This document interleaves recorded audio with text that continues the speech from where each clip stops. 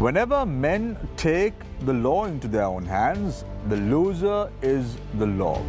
Good evening and welcome. This is Face the Nation. Our topic of discussion today is the growing lawlessness and injustice in Sri Lanka. Joining us this evening on the show are Mr. U.R. De Silva, President's Counsel, Attorney at Law Dilruksh Handunetti, Director, Centre for Investigative Reporting, Attorney at Law Kaushalya Navaratna, President of the Bar Association of Sri Lanka, as well as Attorney at Law Hijaz Hizbullah, joining us this evening on the show. Also joining tonight on the show as a journalist, senior journalist Niresh Thambi would be joining us this evening to pose questions from the panelists. You also can join in the discussion. You can send in your messages to the number 076 656 5353. And I would be delighted to take these questions up to the panelists as the show goes along. So let's start off tonight's show with Mr. U.R. De Silva, President's Counsel, on the topic, the growing lawlessness and injustice in the country. Your time starts now. Shamil, you have chosen a good topic to discuss because at the moment, after 1 year period has lapsed, and we have suffered a lot, and then now we are talking about this particular topic. So this is very important to a country where if you want to have democracy and proceed further, the law is very important. And we are talking about this particular topic because why? We think that something has gone wrong. When you start the show, you have stated that someone takes the law into their hand, and if it is so, the law is the loser.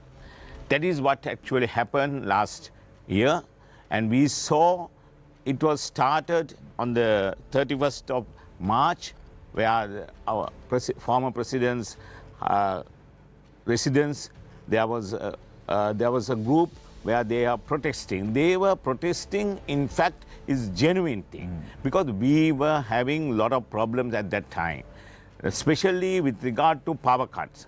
So long period of time we had that, and because of that, to show their protest, the people who were there around the area came to the streets, and they were shouting and they were protesting about that. But in the second part, some people, they came into that and then they did a wrong thing. They took the law into their hand, and what they did, you have shown us, because Sirasa shown us each and every occasion, and we saw on our own eyes what actually happened. So we can't tolerate that type of a position. The people can come and express their views, that is their right, but not a privilege. But if they are using their right properly, then nobody can challenge it or nobody can say anything. But if somebody comes there and start sabotaging or doing wrong things to the government property as well as private property, it's wrong.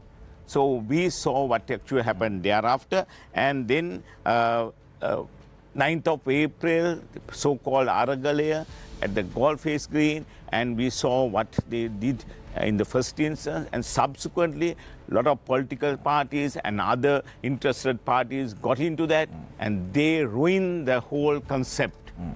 I want to say that they ruined that, and then finally it got worsened. Right. And what I saw is that in the meantime, the people who are interested in sabotaging the present situation, they arrange it in a way, and right. Thereafter they got into this particular mess, and thereafter 9th of May, there was a problem, and then 7th of April, we saw the change in this country. Yeah. So at the moment, we are processing with the law, and we are having a lot of new amendments to the particular laws, and new laws have been introduced, especially anti-corruption law. We all parties got together and passed that. This is how the law should proceed. Right. So, Mr. De Silva, to give some context to the topic that we're talking about today, we are not talking about what happened last year. We're talking about what is happening right now. We saw the manner in which how a journalist was dragged out of a three-wheeler, pulled from his hair in live television, Is that having law in the country? No, that is not. The law is there. But when you are implementing that, the people who are implementing the law is the problem. So right through, my question was that people who are going to implement that, if they are doing wrong thing, we can't tolerate and we can say it is correct. It is wrong. So you're saying the police department is wrong? It's wrong completely. If they want to do it in a proper way, they can do it. And we saw that earlier. You asked me not to talk, but we can take a lot of examples what police did during that time. We'll talk about all that, but that's why I'm telling context, you, know the what's happening present right situation now. whether that particular journalist is doing proper thing or not is a different matter. We have some disputes with regard to his conduct. That's a different matter. But he has every right to express his views. We have to listen to him. And if we are not in agreement, we can express our views. So is that the way in which how the journalist was dragged out of the three-wheeler police? No, you can't do that. That is fair, is it? No, you can't do that because the police ultimately what happened? He was produced and he was enlarged on bail. Now the end of the matter is there. So what the police did was something wrong, and it is not good for the police as well. So what we say is the way that I specify that the conduct of the police is wrong. So then how do you justify the fact that the man who masterminded the central bank bombing, who was sentenced to 200 years in prison, was released? How do you justify that? Who's at fault? No, only thing is, Shamil, you have to understand, there is a provision in the Criminal Procedure Code where the president has the power to do that. Before that, he has to take necessary steps. Firstly, he has to call the report and through the minister, and then listen to the Attorney General, Honorable Attorney General, and then get a report from the judge who gave the order. And all these matters should be done and then finally decide about the situation. Now, this particular person was charged for aiding and abetting the particular suspect, that is Prabhakaran.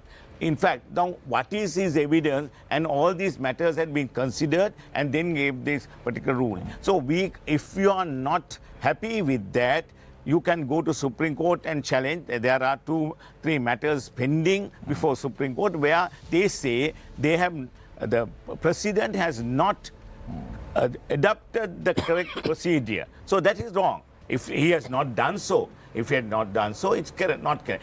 But he has the discussion to do that after getting all the due notes and then reports, and he can take the decision. Very quickly, Mr. De Silva, you spoke about the police and you said that the police was wrong in the case of the journalist who was dragged out of the three-wheeler and it was live for everyone to witness. For the whole world to see. So who should be held responsible? At the moment, the it's very easy to say it's the police who are responsible, but there should be someone who is responsible. No, the police officers who are there at that point should be charged with regard to that. And at the moment, the particular journalist has clearly stated that he is going to the Supreme Court with regard to fundamental rights case. When it's a video footage that is very evidently seen, very clear. It's very clear. So don't you think that the police department or the police chief has the responsibility to suspend these individuals in question and then probe into what has gone wrong? Perfectly right. So they have to take lesson out of that. And if they are not ready to learn that, still it will happen again and again. Thank you very much, Mr. I'm glad today in the first round itself you're in agreement with me. Certainly, I am always ready to agree in agreement with you when you come out with the correct question. Thank you very much, Mr. De Silva. Every one of us have our own opinions, so we have to respect each other's opinion. That's very important, I think. So thank you very much, Mr. De Silva, President's Counsel, also was the former President of the Bar Association of Sri Lanka, for joining us this evening on the show. I now move attention towards Attorney at Law Dilrukshi Handunetti, Director, Centre for Investigative Reporting. So I'll take you from what he said. Stability really means peace and order. It talks about decorum in a country, and it's about people having the right to engage in political activities, to protest, to defend what you want to defend, as long as it happens within the parameters of the law. I think there cannot be any question about that. But whether the law enforcement agencies have been responsible towards the nation is a question that we all should discuss, I think.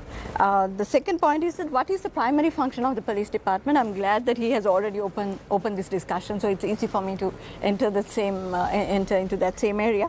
So the primary function is to ensure that the country is peaceful and it's safe, and people can have dignified lives. And if you really look at the police ordinance, there are like so many duties and 15 plus agencies that are supporting, from number of other agencies that are supposed to be functioning accordingly. But if you really look at because you were talking about the recent months and weeks perhaps, and if you fast forward the discussion, then we do have the kind of lawlessness, you can call it lawlessness, but I don't see a complete breakdown in the law and order situation. Then it would be ungovernable.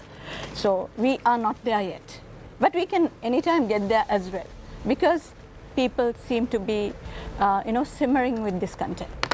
People seem to be wanting to say things but not being able to express those things. If you look at specific violations, again about Tarindu Duwaragedara, whose case that you spoke about, how can a police officer actually drag somebody by the hair and take him out and assault? We saw all of that. And to demand, another interesting point is that for a journalist to be functioning, that you're supposed to be touting this so-called identity card issued by the information department. There is no particular governing law that requires us to be accredited, and a government should not be accrediting any journalist. So it's clear that so many things are there at variance, not just about about him, but if you really look at the other incidents in recent weeks, if you talk about the stand-up comedian, for example. So if you look at the people who have been targeted in recent weeks and months, you would see that it's the writers, the journalists, the dissenters, the dissidents. Here is a victim again. So you have all kinds of people who would probably be dissenters, but democratic dissenters, who have been attacked, identified and targeted. In Tarindu's case, for example, it is said that he says and he claims, and the journalistic community does believe that he was targeted. So that is the kind of situation we do have. You also understand that the ICCPR Act is also being used in so many other different ways. It's supposed to be an instrument that protects the rights of the people. So, Diluksha, you say that all these efforts that are being taken are targeted. If so, I said that particular incident. Okay, yes. so that incident in question is a targeted incident. If so, who should be held responsible? Can you just say the police department is responsible, henceforth action needs to be taken? Or should there be an individual per se who is responsible? The buck has to stop somewhere, don't you think? I agree. So if you look at the department, obviously starting with the Inspector General of Police, the entire department is responsible. And we also have seen a large number of complaints that have gone, and they have not been investigated. I have a lot of examples to give, and so many complaints about so many other incidents about an attack in Marihana where people were lawfully, there was a lawful assembly, people were just protesting. And there was this infamous case where the Sirasa journalist got attacked, and so many similar incidents. But if you really look at who gets attacked, it's easy to identify that these are the dissenters. So if the buck has to stop, the department has to begin with, has to take responsibility. It's not just the so-called officers who are engaged with that. That's easy to do, because you can always go after that small guy, and this is how in Sri Lanka things happen. So you cannot. Also, the lawlessness starts right at the top. Right. So when you say right at the top, do you mean to say the president? I would say the government, because what is simple example would be again a recent example from New Zealand. The Minister of Justice was caught drunk driving. Yeah, he ran into a vehicle and then he resigned. He apologized to the nation. Have you ever seen anything like that happening in Sri Lanka? Do we set those examples in this country? Right. Thank you very much, Attorney at Law Dilrukshi Handunetti, Director for Center for Investigative Reporting. I now move my attention towards Attorney at Law Kaushalya Navaratna, President of the Bar Association of Sri Lanka. Firstly, Kaushalya, congratulations for being appointed as the President of the Bar Association of Sri Lanka. This is your first show on Face the Nation, so welcome on board. Thank you, Rasul. Thank you so much for inviting me. And to begin with, the most timely topic that we intend in discussing a bit further within a period of about 2 hours. I think you posed a question and you gave the answer as well. And wherever and whenever there is lawlessness, I think who's going to suffer is the law. So I think that is a sort of, I think you took a very good start for the entire discussion. And when I listened to 2 of my colleagues in the legal profession, and they took certain examples. But for me, as a bar association, and when I'm representing a profession where our prime responsibility to basically extend our support and to be a part of the maintenance of rule of law, and on top of that, to do whatever possible. I think we have set more enough examples in the past, present, and in future as well. Wherever there is a violation of rule of law, and the legal profession and the legal fraternity will take charge.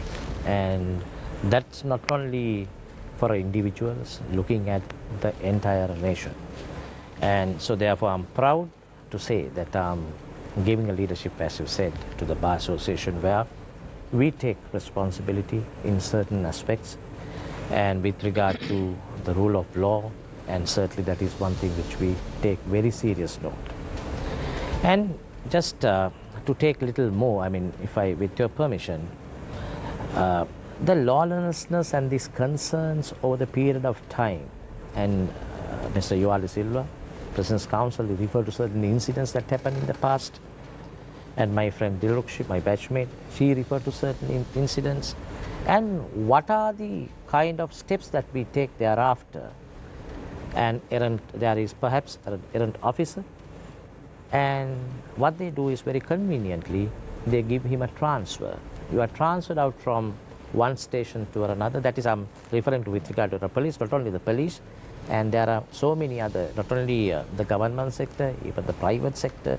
I think there are certain issues that has, basically caused to the breakdown of these concerns, what we discussed now. And then, not only that, in the recent part, a lady was killed, a domestic worker was taken into custody, and this custodial deaths is something which has caused lots of concerns. Not only here, like, sometimes we say a very famous kind of explanation that is given by the police, and we wanted to find some hidden arms. Person is taken around 1 o'clock, 2 o'clock in the morning, perhaps 5 or 6 o'clock in the morning, to a site, and then next time round you find the person is dead when he is in custody. And then what happens? Some reports are tendered, but of course you have to, I want to make it very clear, the court of law and the judges, they can always act well within the powers that is conferred. The jurisdiction is very limited to the documents and the papers that are submitted to courts. Therefore, he can't go beyond the powers that is conferred. He acquires his jurisdiction based on the case that is presented to him. He can't use his personal knowledge, and these are fundamental in the laws and the rules in the legal profession. So as far as these incidents are concerned, you can see, and no proper actions that have been taken. That perhaps may be the reason as to why we are spending a lot of good time today to discuss this matter, because it has become a problem to the entire society. Don't you think this is where the role of the Attorney General's Department comes into play? Because the Attorney General's Department is the custodian of the public's rights. They have to stand tall and ensure that all the people are on the right track, and they have a bigger role to play. Do you think the Attorney General's Department is really far lagging behind its commitments and its responsibility towards society? Yeah, if let me put it in this: the Attorney General's department and the role of the Attorney General, he's the main legal advisor to the government. The investigation and the investigators are not the Attorney General's department, and those are done by the police, perhaps the CID, the SIS, so on and so forth. So I think recently, let me just, I'm not trying to kind of condone what the Honorable Attorney General, because I'm not the vice piece for the Honorable Attorney General, though the Attorney General and His Lordship the Chief Justice are members of the Bar Association. I'm not given the authority to make representations on behalf of the Attorney General. But let me put it in this way, if I may answer your question, because I would be the happiest if and had the Attorney General had taken some proactive role in certain aspects, and even charging and indicting some of the person, the errant officers or other people who can be, or several allegations have been leveled against several people, not only the police officers. There are so many politicians. If you go to Siabok, and I mean that's a bribery commission, you can see lots of complaints that have been made, and the investigations as far as the institution is concerned, of course I don't think it is up to the expected. The standard numbers perhaps may not be to our satisfaction, I would say. So that may be one of the reasons why we say that there is a kind of breakdown in our system. Yeah. The reason I'm asking you this question, why Kaushalya, because you've seen the manner in which when certain high-profile cases came up where the Attorney General's department had to represent the government, even the manner in which how indictments were filed at court, those were quashed, and those had to be withdrawn as such. Those cases have been null and void now. We don't even discuss about those cases anymore because of the fact that the Attorney General's department had not filed indictments properly. So the Attorney General's department has a bigger role to play, isn't it? When it comes to matters of this sort? Certainly I would. Let me just give a very direct answer. Yes, and there is no, I don't think that I have to, disagree with your sentiment. Definitely it is, yes. And in the past it has happened. I think that is not to anyone's satisfaction. I think hereafter that is something which they should take into serious consideration and see to it that these things are not repeated. So as Ruksh said, until the cows fly over the moon, we'll have to wait and wait until the Attorney General's department pulls up its socks. I don't think so. That is not what I meant. Like, I think the horse has bolted long time ago. I think that's why we are having all these issues. I think we know in terms of the economy, in terms of now you say there is no law in the country, and therefore these concerns have been raised. Look at what's going on, Kaushalya. Today, those who are responsible for bankrupting the nation are scot-free. They are making statements at political fora, they go for media conferences, they're talking about how the country has to be taken forward. They're talking about their presidential candidatures in the future. Is this the situation that we want as a nation? Yeah, so definitely that is exactly what I said. The lack of accountability is something we always accept. It has become a norm, very unfortunate. Like if you go to different jurisdictions, and Dilux is recited one thing, I think once the Prime Minister of New Zealand, or one of the ministers of New Zealand, if I'm not mistaken, she went for a party during the COVID time. What happened? And she tendered her resignation when the question was raised. You go to we say that India is our big brother. So look at their system, how the systems are being improved. Look at the commitment on not only the people, their commitment from right across all walks of life when it comes to India. Even a cricket match, you can see the players, their commitment for their nation. So that is how you can see there is the development and the progression. But very sad to say, as far as we say now, you say the nation is concerned, that is something which is very lacking, and something which we may have to revisit, and not only the Attorney General's department, even all of us might have to get ourselves our socks up. Thank you very much, Attorney at Law Kaushalya Navaratna, President of the Bar Association of Sri Lanka. I just hope and pray when the cows are flying over the moon, they won't hit a plane or something. Like one of our famous politicians said, that the crows will have an impact as far as the planes in Sri Lanka are concerned. So let's hope and pray that doesn't happen. The famous Kapatuka. So now I move my attention towards attorney at law Hijaz Hizbullah. Hi Shamir, thank you for having me on the show. So the topic, as you introduced, Shamir, is growing lawlessness and injustice in Sri Lanka. But actually, when I was reflecting on this topic, what I thought was actually, compared to the levels of lawlessness and injustice that we have seen as a country, we are maybe at a much lesser point. Because as a country, we have seen something, we've had this problem going on now. I think last month, we marked 40 years since the 1983 riots. That's lawlessness. Where is the justice? And isn't that a shame for us as a country that after 40 years, we still haven't been able to give justice to those people? Then moving on, we have the 1980s, what happened with the JVP insurrection, what happened. And today, in preparation for this discussion, I sent out a tweet saying, is there anything that you'd like to talk about, that people would like to talk about? And one of the things that was sent to me was the case of Premawati Manamperi. Of course, in her case, there was a prosecution. But where is the justice for all those disappeared? Moving on, in the 2000, the war, and go on, then we have the Alutgama riots, we have the Digana riots. These are all problems, right? And we also can talk about the case of the Bindunuwama massacre, right? Nobody knows, nobody is convicted of any such offences, and there is a long going protest campaign going on in the north where mothers of the disappeared. They are claiming. These are all cases of lawlessness, and these are all cases of people clamoring for justice. People clamoring for justice. So we as a country have a serious problem.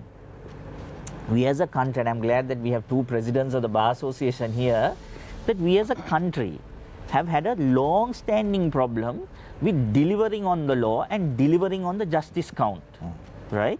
And on speaking on the case of Tarindu, and then of course going on to, if I can move on to the police issue, Tarindu was clearly targeted. I was one of the juniors who appeared in his bail application with Mrs. Alia Piris. Mrs. Alia Piris was making submissions, and he asked a particular question from the police officer: what is the specific act of criminality that Tarindu is guilty of having committed? The police answer was, no, he has been involved in protests on 2 other occasions. So he was clearly there. So they had focused on him. So that was obviously a reason where the magistrate granted bail. But we can clearly see there was this the element of targeting. We also have another situation. I think another activist, Melanie Gunatilaka. Even in her case, I mean, I'm not so entirely sure. Like Tarindu, there is no lot of black and white evidence like this, where he openly says it was his past conduct. But certainly, you can see there was an element of her being, they went looking for her, or at least they saw her and took her. So there was a protest. She was standing away from the protest. The police officer goes, he says, no, she's there, take her. So that's now, and then of course, Ms. Hanunetti spoke about the small guy, the guy on the ground. It's easy to go after him, but then we have not gone after him also. We have not gone after him also. Look at all those cases of, all these cases. Give me one instance where the police officer has been prosecuted or held accountable for what has happened, for wrongful arrest, for for torture, for custodial death.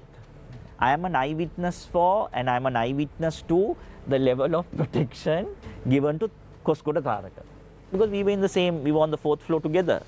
I am an eyewitness to the level of protection given to Makandura Madush. Koskoda Tharaka and I contracted COVID together, and we were transported from CID to the Kalutara Police Hospital. And I can, on a separate show, maybe in a book, maybe in the future at some point, narrate the level of security that was laid out to transport the 2 of us to Kalutara and back. Highly anybody who's in that security network is not going to go and grab some weapons and do it. So, but these stories are narrated, these examples are given. We don't have the kind of, I mean, this is something that maybe we the journalists also need to look at. We don't have the kind of the American style of sort of serial podcast where we go into the files and dig out that and really zoom in on actually what happened. That doesn't happen. It's just a few headlines and then few talk shows, and that's it. It's over, and then this cycle keeps happening. So so there is something more, much more deeper than sort of this government or that government or this Attorney General or that. But of course, there has been a gradual deterioration, no doubt, particularly in the context of the Attorney General's department. Maybe there is something that maybe the Attorney General has, of course, the Attorney General department also lost its independence maybe in the late 2000s with some of the changes that happened where people who are not from the department were brought in and all that. So that issue, there's a problem there as well.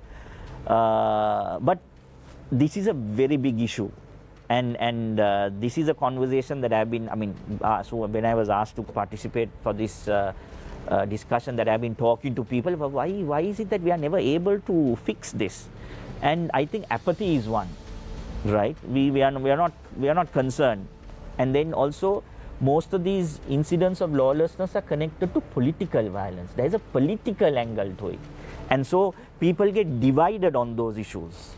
When you say political angle to it, let's take a look at what happened with the journalist recently. Do you see any political involvement, any political hand to what happened on that day? Right. So when I use the word political, I'm not talking about a politician or a political party. I'm talking about this as Ms. Handoneti pointed out. It's about the dissenter.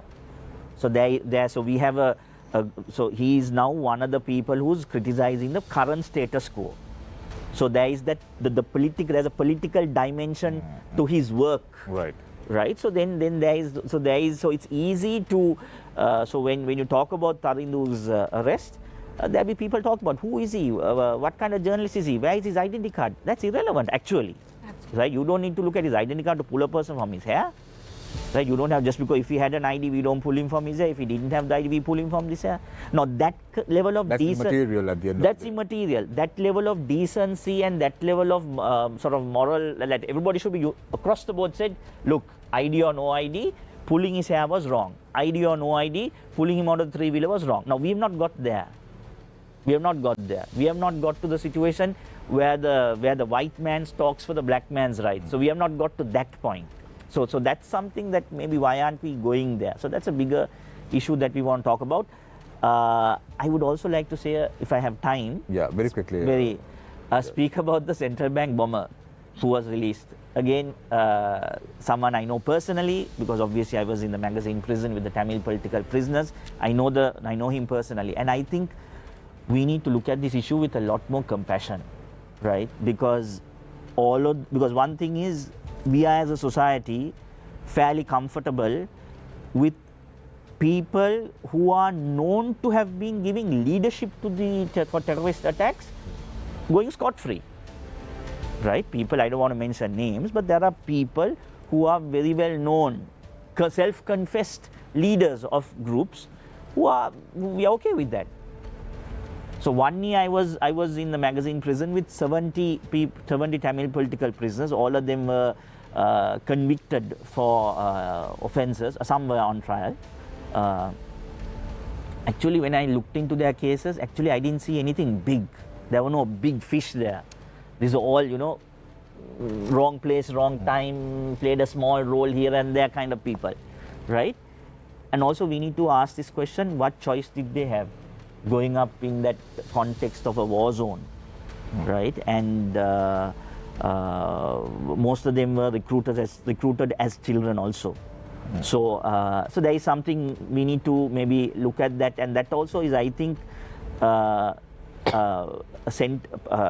arresting something criminal happens. We arrest a person, we prosecute him, we convict him. He serves a very long jail term, and then he goes home, is also justice. That's also part of our journey towards justice, and that, I think, cannot be something of injustice also. The question is, I think Niresh also can join me by saying this. The question is, these matters done surreptitiously. Whatever action that is taken has to be told. Now, as you mentioned, Hijaz, you said, I was with the person who was pardoned, whether he or she should be released or not, ultimately is the part of justice. However, the openness of doing something is what is important, so all the people know what is going on, and these steps are taken because of these reasons. So it's in the public domain. The problem right now is it's not known. Why is it done? Now, example, 5 jihadist organizations that were banned, they just lifted the ban at the end of the day. So what is the reason behind this? Was it a wrong move? Was it done because they were not aware what these groups were doing? So it has to be in the public domain. That's the point I was trying to make when it came to this matter as well, you know? Yeah, I would strongly support that, right? I would also strongly support things being more transparent. And Shamir, now you prefaced this group and said jihadist, but what's the evidence, right? Has anybody been convicted who are members of that group? No, that's what I'm saying. Yeah, So so the public so- domain. Point, I think. Yeah, so is- maybe it'll be I mean it'll be good for them also. It'll be fair on them also if the process had been transparent, so that they also can say, look, transparent process, we are cleared, we came out. Absolutely. Yeah, so that'll be good on them. So maybe that was. But I think in those cases, I think there was a fundamental rights application, and then the matter was looked into, and then as a settlement in court. But I think the Attorney General, I'm not sure the details, but I know there was a fundamental rights application, and maybe and obviously then the Attorney General might have had an opportunity to look at the matters, and maybe that would have been a settlement there. So. And also again, I'm thankful that you're raising this, because these are matters where the media also has to play its role, and we need to talk about this more freely, Openly. rather than and properly, and then and maybe invite those groups also to come here and ask what was going on, right? And then I think then we are moving forward as a society. But this is, thank you, Shamir. So this is where, lady and gentlemen, the old maxim, justice must not only be done, but must also be seen to be done. You cannot one day proscribe 11 organizations, and there were 11 in 2021 April, including Al-Qaeda and ISIL, and these 5 were also there. And then 2 years later, without so much as a hey-ho, just issue another gazette where you don't refer to anything except these 5, 1, 2, 3, 4, 5 are now taken off. No explanation to the public. Why was it done? Perhaps it was a case. Fine, explain that. The people who pay the salaries of all the government officials certainly have a right to know. The same goes with the person convicted for the central bank bombing. Why suddenly was he deemed fit to be back in society? And it's doing, perhaps there are reasons. If there are valid reasons, by not explaining those reasons, the government is once again doing an injustice. Can that person be trusted by society? He was, after all, sent away for more than 200 years. So justice has to be seen to be done. So what would you say to that, Mr. Perfectly Yuvar? right, your opinion, because now it is up to the government to show their bona fide, because they can do these things perfectly right if there are no evidence, as my learned friend stated. If there are no evidence before them, then what steps we should take? If we are not going to do that, even we will say that you all are doing wrong thing because you are continue to do that. Prohibit them, come into society and do their work. So I think it is the duty of the minister or even the president to show that we have done this because of this. The Honorable Attorney General is the person who is handling these matters, and if he has given the opinion and if he has gone before court and said that there are no evidence now, we found that there are no evidence. So what more then we can do? We can release them. So that is how it happened. And with regard to this convicted person release, of course, I don't think it is appropriate to come before the public and say this is why I have released this person. There is a provision for that. Whether he has adopted the correct procedure or not is the issue. That is a perfect discussion of the president, and he is not supposed to come forward and divulge everything what actually happened. But if he had not followed, as the other cases, if he had not followed the correct procedure, you can't do that. Now, that also 200 years, of course, we can say 200 years. How he was convicted, whether there are evidence, whether there is only the confession. If it is so, now we have realized that ASP's confession is not proper. It is not good for the society. Now, he was there with that particular period for almost 2 years. So now they have reduced to 1 year after getting that experience. Now they have realized that confessions are not good, and then that is why they have removed that. We are not talking about that. Now we have, as he said, now we are progressing to some extent. Now we are coming out with this ATA. Because now they have stated in that particular act that confessions are not going to be produced before court, and then if the person is wanted to give confession, it is up to the magistrate to record the confession, not the ASPs or above that. So that is a progress. So we have to discuss these matters. And now, Shamil, I must say that police, now some police officers, they are doing a good job. Otherwise, how can we survive?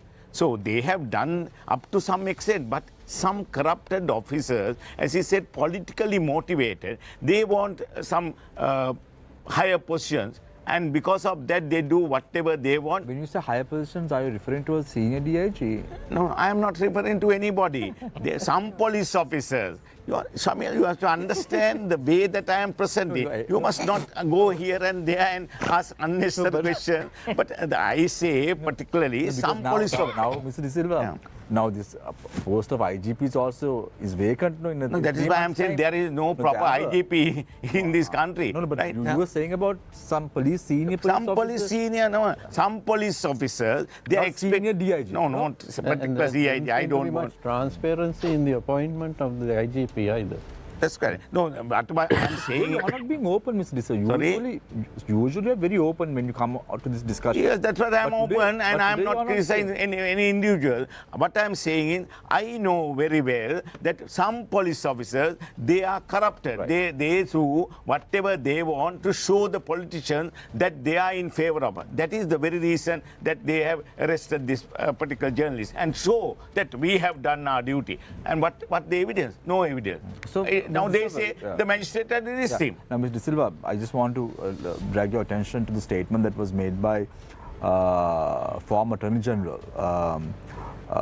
Dapol de Oliveira. He said that there was a grand conspiracy with regard to the 2019 April attacks. And then under the Minister of Justice, his direction, the TID wanted to arrest him and take a statement. And then his lawyers went to courts, and there was a 7-page objection letter which was signed on his behalf, was just filed. All this has happened in the country. So if Attorney General can't freely say what he can say about a case, what's the freedom of expression now? Shamil, firstly, he should have done it when he was the Attorney General of this country. What was he doing? At that point, he was expecting an extension. So he was not given that opportunity. He came out and they uttered this word. Now, just because he didn't get an extension, he did this. Now we can see that because what was he doing during his time? And this is not a short period of time. He has already filed several indictments. Any of the indictment, he said he has nothing to do with. So when he doesn't get an extension, he can say whatever he wants. He was expecting an extension to say that I will conclude, I will find out the conspiracy if I was given the extension. So that is, I am not in agreement with that. But anyhow, he can express his views, and at the same time, I feel that police without arresting him, he can record a statement with regard to that, because he is not a person, he is not the Attorney General now. Now, if he has stated that particular version, so the police are free to go and get the correct position of him, whether he has actually stated like that, or whether the police, the media has reported in contrary way. So all these matters are there. We have to discuss those matters. Yes, Kaushal. Yeah, no, I think to getting back what you just stated, I think the whole of discussion, like it arose, this 200-year, I mean, a person who has been given 200-year prison The presidential term, pardon, yes. and who has been enlarged on a sort of a presidential pardon, whether the process has been followed. I think I'm also in agreement, because just because there is a provision in the Constitution where the executive is empowered to exercise certain powers, of course now the law has evolved. And earlier on, if you look at it, and when the executive powers cannot be kind of challenged even in court. If it is powers, it's a constitutional rights, and constitutional rights cannot be challenged. But with the passage of time, the law has evolved. Like you could see, like even the dissolution or the removal of the Prime Minister at one point of time.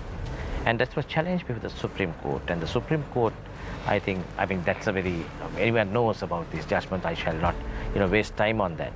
So the court has, basically pronounced the judgment. Just because you have a power, if you have gone beyond the powers that has been conferred, if the exercise of powers are ultra-virus and acted, beyond the powers that has been conferred, certainly that is a situation where irrespective of the separation of powers, there are so many, the concept that we can talk about it, then the court has just stepped in and the court has, pronounced the judgment to have it corrected.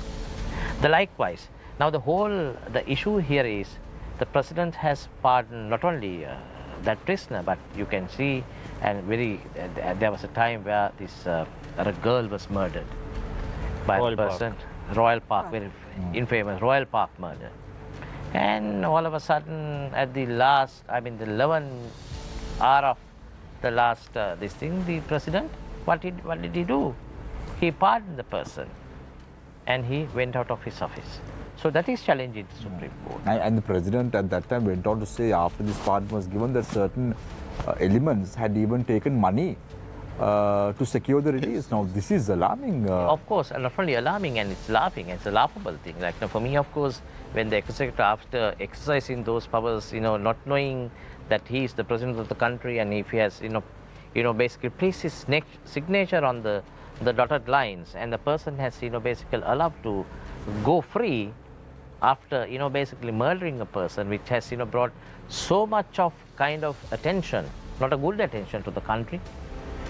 A person, a girl, like, not the local person, or a foreigner, has been killed. And then what happens? So my point would be, Suresh, must be a proper process that must be followed. So we are getting a lot of questions from our viewers. Can I just interject on this? Very correct that I think the process needs to be followed in all these lifting bans and pardoning people. And I think in that process, providing a role for victims is something very important. And I think that is something that maybe we can, as we can talk about.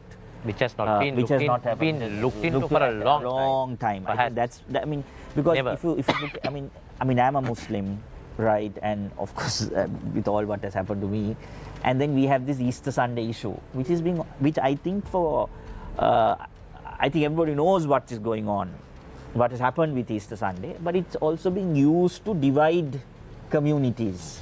And so I feel if these 5 groups before the lifting of the ban happened, if there had been an actual genuine consultation process with the victims of the Easter Sunday, with the cardinal and those relevant documentation or whatever, there could have been a very frank discussion and their opinions also taken on board, then maybe we are going forward as a society. Same thing with the central bank issue. If the victim families of those who suffered, who lost their family members are consulted before these decisions on pardons and bans are being lifted, then certainly that that will go a long way in our quest for justice. So this is where the transparency comes in here, because in the central bank bombing, 91 people were killed, and 1,400 were injured, and many of them lost their sight due to flying glass in the fort area. So how are those victims and the families of victims supposed to feel when they just see in the newspaper that a person who was convicted for it is just suddenly pardoned and let free? Scot-free. Scot-free, well, you can't say scot-free, He served a long sentence. 13 years. He served 13 years.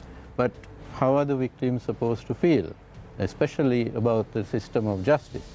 And so getting back to this issue of journalists, Shamir, now journalists, as you and I know, whenever lawlessness starts creeping in, journalists are some of the first to bear the brunt of it.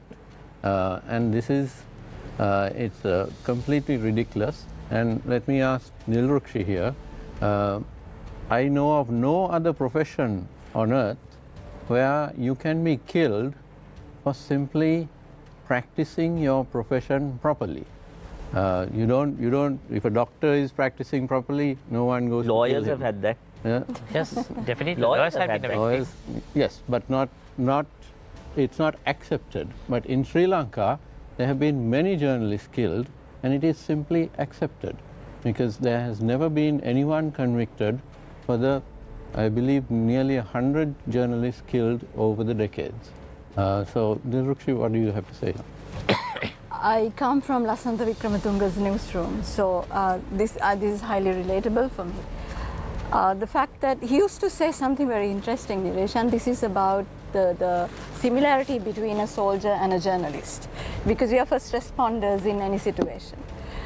If there is a pandemic, and so you had COVID-19, you're out there, and you have to deal with all that's happening, including if there is any violence related to that, when the police tries to manage the scene, as they call it, managing the scene, so you have to bear the brunt. And if you're unfortunately in places where things can happen, and then you're also considered sometimes party to that riot. Riot is an incident, it's a very temporary thing. Riots, unless there is a series of riots. So they also like to use these words. So I think the turn of phrase and the use of language whenever you want to frame a journalist, and the word framing is very, very familiar, I'm sure, to you, Hedas, right? So when you frame... Fix and frame. Yes, that's right. So we have had, I'm not too sure about the hundreds of cases, but certainly we have seen so much of impunity. We have seen no closure. Because he was also speaking about, we don't give them the opportunity to speak. There is no voice for citizens, really. Some of us are very privileged. We can sit here and also chat. But these victims don't have a voice. They also don't have a platform to air their voice. Their grievances are processed through certain processes, like perhaps the OMP, and as he said, we have protests. So the journalists have also taken up this task of protesting. We protest about our rights, we speak about our own rights, and we also represent other people's rights. And that's really important. You're actually killing the messenger when you really target journalists, because they do this job on behalf of other people. So going back to Lasantha's example again, there is no closure. He is also a victim. That family was also a family of victims. Do we ever talk about what happened to them? What does it feel like to be emotionally going through that process on a regular basis? So the lawlessness, when we talk about lawlessness, it does affect the journalist community somewhat differently, and this is not only Sri Lanka. This is true of India right now.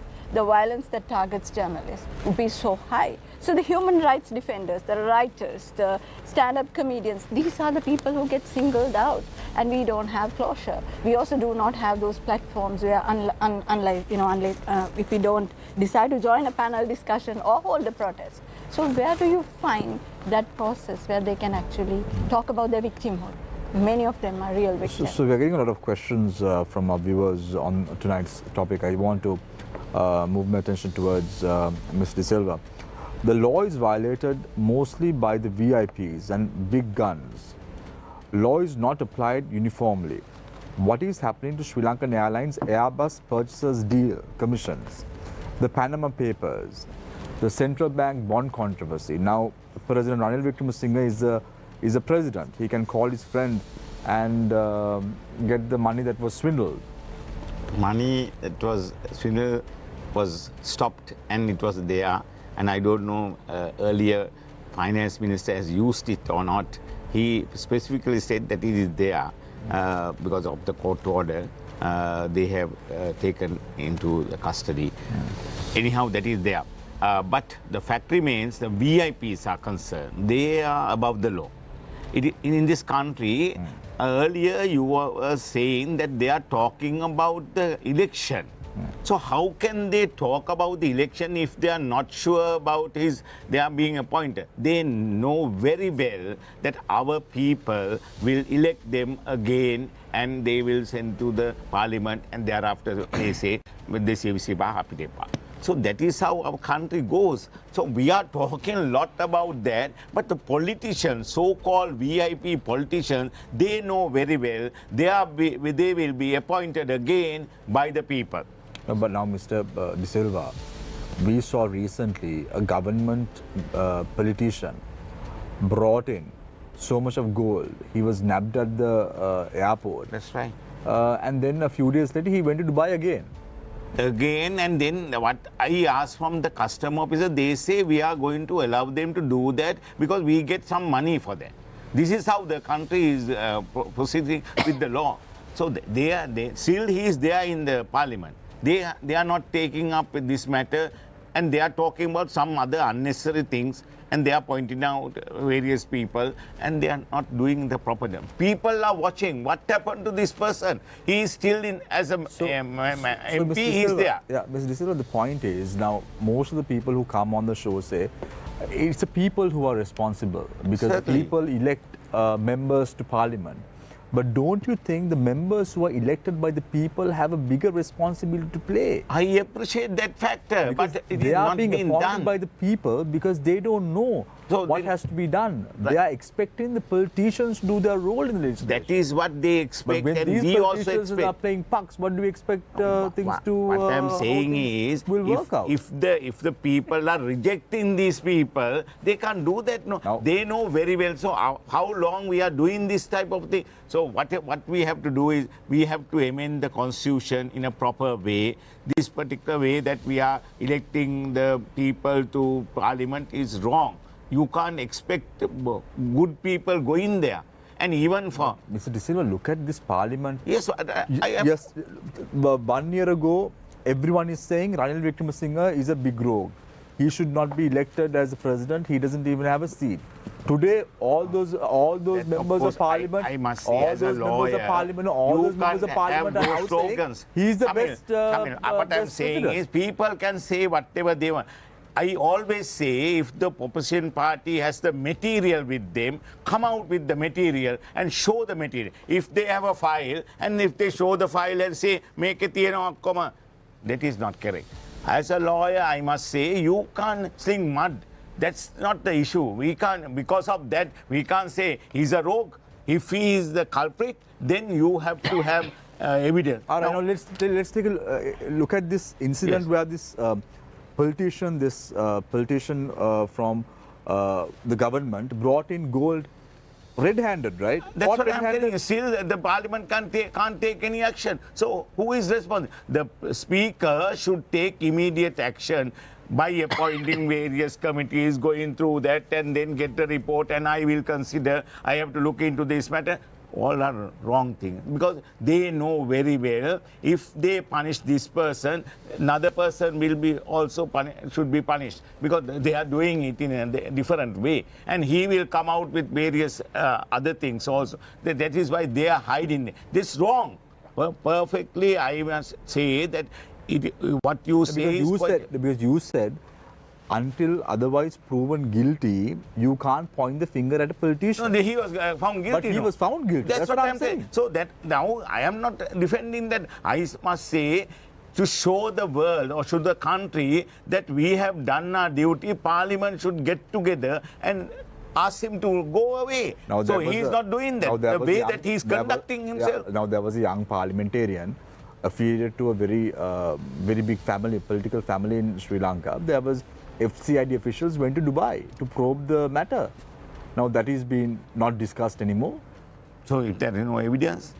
Earlier also, Dilrukshi Dayas Wickramasinghe went to Dubai, and other countries also see whether the money is there in those banks, but failed. So if the evidence is not there, merely because people say a lot of things that they have taken money to various countries, we can't expect that to believe. So what I'm saying is, if the evidence is there, why can't the Attorney General's Department file this indictment? So that we are expecting that to be done. So if that is being done, then we can show that they are being convicted.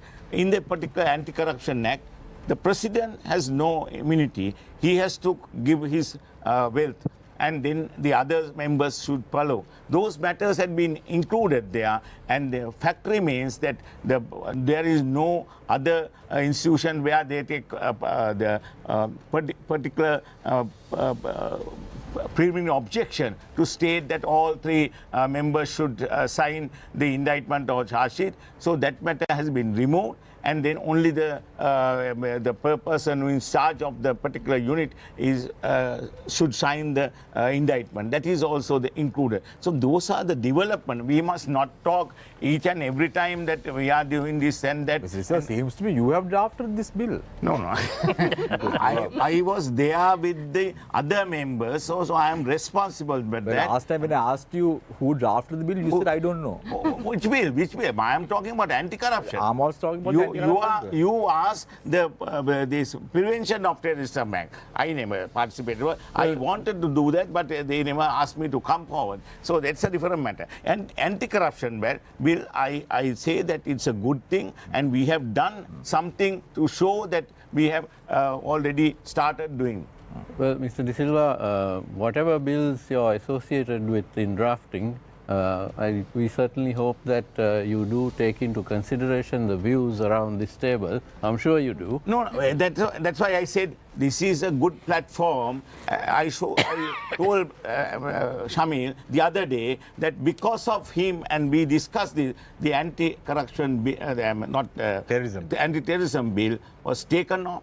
And then they have asked the people to give their opinion. We'll see whether they have listened to the people's voice, and then they come out with it. We can't say people can't dictate terms to that, but they can express their views. It should be considered. Then we say we have given the opportunity and we took the correct things into the law. Now, Yeah, I think, Shamil, may I just add one little thing? The anti-corruption bill is something where we took a lot of serious note. And we studied the bill. I think Mr. Yuval De Silva would recall, we appointed, by association appointed a committee, and a report was submitted, and where we found mainly there are 18 sections which are completely against, we say, the law, and that will violate the basic principles. We say the right to dissent, that is something which even it is guaranteed in terms of a constitution, and therefore we just raise our concerns. And I hope and believe, and I hope and pray the Minister of Justice will, or rather at least the Minister of Justice will take those matters. You are referring to anti-corruption or anti-terrorism? Terrorism, that's right. Yes. That's what you refer to. So, and those, the proposals will take into consideration, prior to it being placed on the order paper. Otherwise, there is, I know that you obviously must have studied this bill, and I don't think people can even raise their finger at one point of time, and that also can be considered as a violation of right. He can be charged.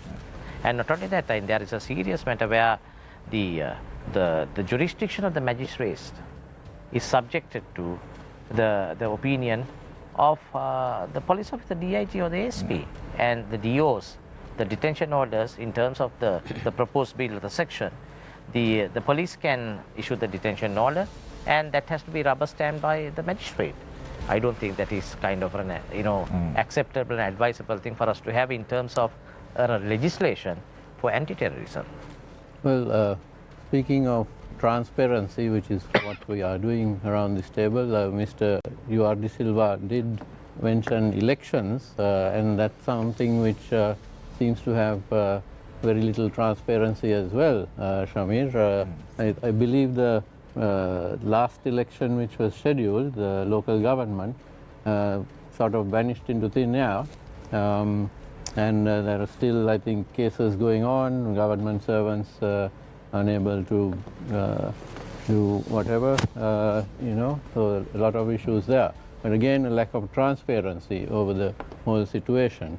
Which yes, certainly that was happening because the position taken by the government is that they have no money to conduct the election, and then thereafter they should show that what they are going to do with regard to government servants who have given the nomination papers. They have not yet, as you said correctly, that they have not yet given the proper solution. They just say, giving a circular and say you have to go this way, that way. No, this is not proper. They have to be looked after. They have come forward because they want to do some service to the people. So we must appreciate that factor. And then merely because we are postponing the election, that does not mean they should suffer. So that is what the transparency, as you quite correctly pointed out, we have to show that the politicians should take the responsibility and the people also follow it. That's what I'm saying. But I think the real solution for those government servants would be to have the election rather than to put them here, so that they can actually contest and go whatever way they want. I mean, it's very easy to point the finger at the government, no? Yeah, they are the people who are responsible. So if the present government is not doing that, we have to criticize them. We must just say now the government is doing very well. They are doing a proper job, but only thing is transparency and the further things to be done is the issue here. They're doing a good job. They're doing. How can we come and argue this, face the nation and discuss all these matters if they're not done their proper job? So, as I said before, I'm getting a lot of questions from our viewers. What is directly needed for Sri Lanka is to implement accountability, hold the main culprits accountable, and reinstate public faith in the law and the judicial system, isn't it? Yeah, losing public confidence in the legal system means, I think, certainly that will lead into the lawlessness in any jurisdiction, not only in Sri Lanka, in any part of the world, in any country. Because I think one of the biggest issues, I think, over the years, I think four of us, we are members of the legal fraternity, we are aware, and as you said, the so-called the big guns have not been taken or rather tried properly before court. So many allegations have been made, and that's why I said that earlier on. I mentioned if you go before the bribery commission, number of complaints, of course we can see day in and day out, people, they carry their files, they go and just lodge complaints, but no one knows thereafter. And sometimes we find a lot of complaints are being made to the CID and no one knows what has happened thereafter. No proper, I do not know, and we do not know what exactly has happened thereafter. No proper process has been mentioned or other placed before the general public. You mentioned the transparency. Where is transparency in those cases? And that is where the people, they feel if the law enforcement, though just because there are laws, provisions, statutes are there in the domain, if that has not been given due effect and not properly enforced, then of course certainly losing public trust and confidence in the system is inevitable. And certainly that is something which I as a member of the legal fraternity, and that will really raise our eyebrows. Hijaz, again a question from one of our viewers. How is it that different magistrates give different decisions? Can the law change from a magistrate to another? Is it based on their opinion or political belief?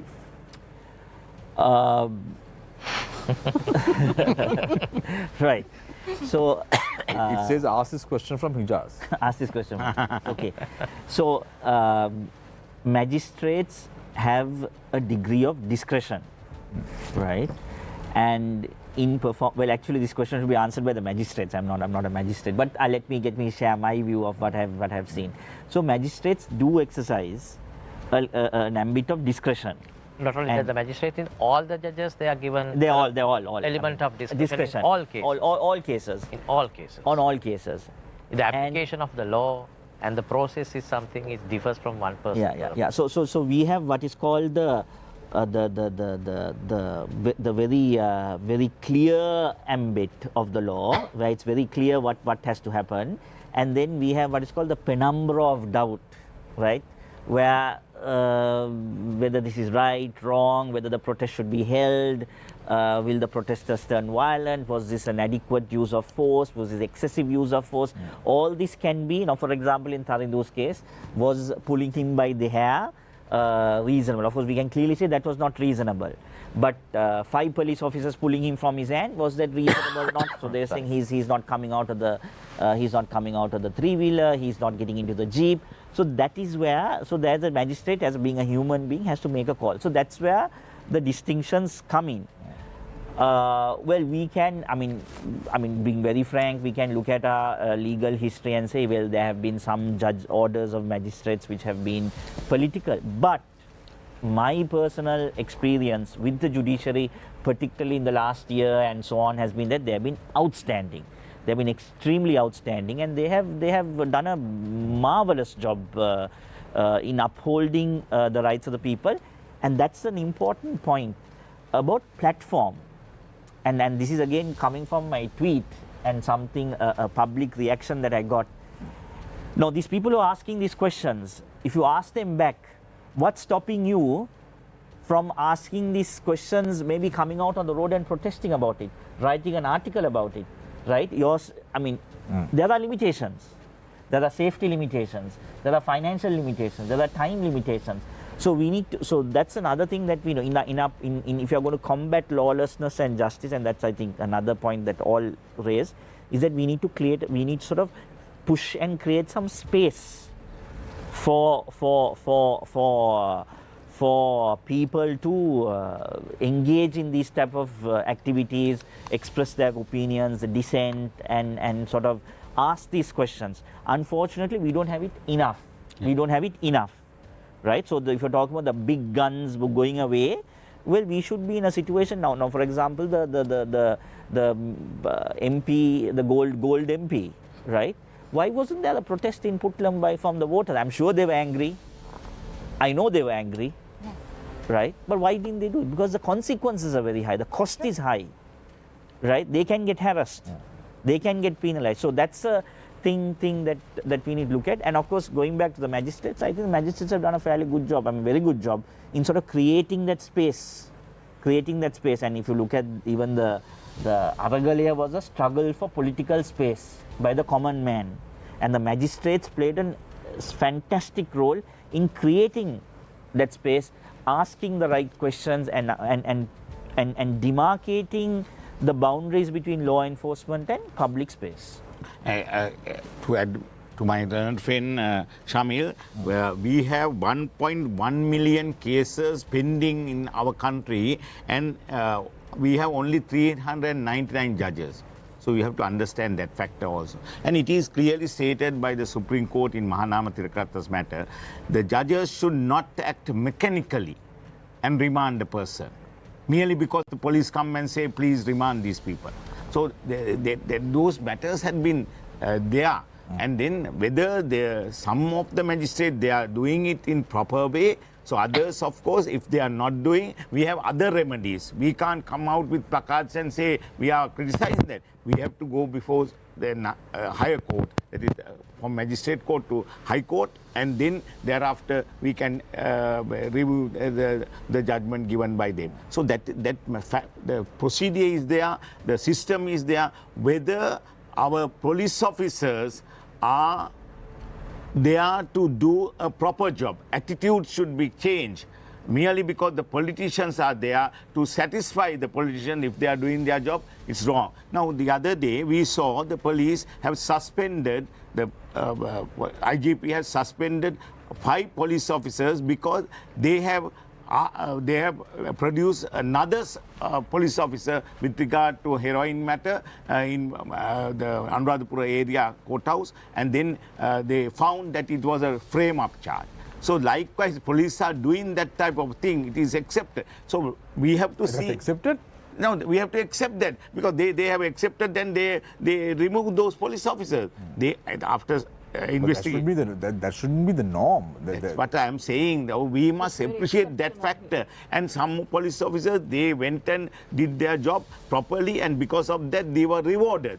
Those matters should be given a lot of publicity, and we must inform the people that they are doing some service. At the same time, as I said, some police officers, they are corrupted and they are doing wrong things, and because of that, we are talking a lot of harassments they are being done by the police. And furthermore, this national police, our police, we have we want 20,000 police officers. Instead of that, we have only 11,000. Out of that 11,000 also, most of the people are doing politicians' job. They are safeguarding the police officers, as they quite correctly point out. VIP security is the main concern.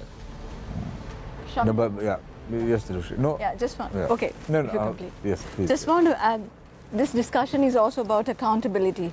It's not only about, when we talk about lawlessness, it is about the broader question of accountability and transparency.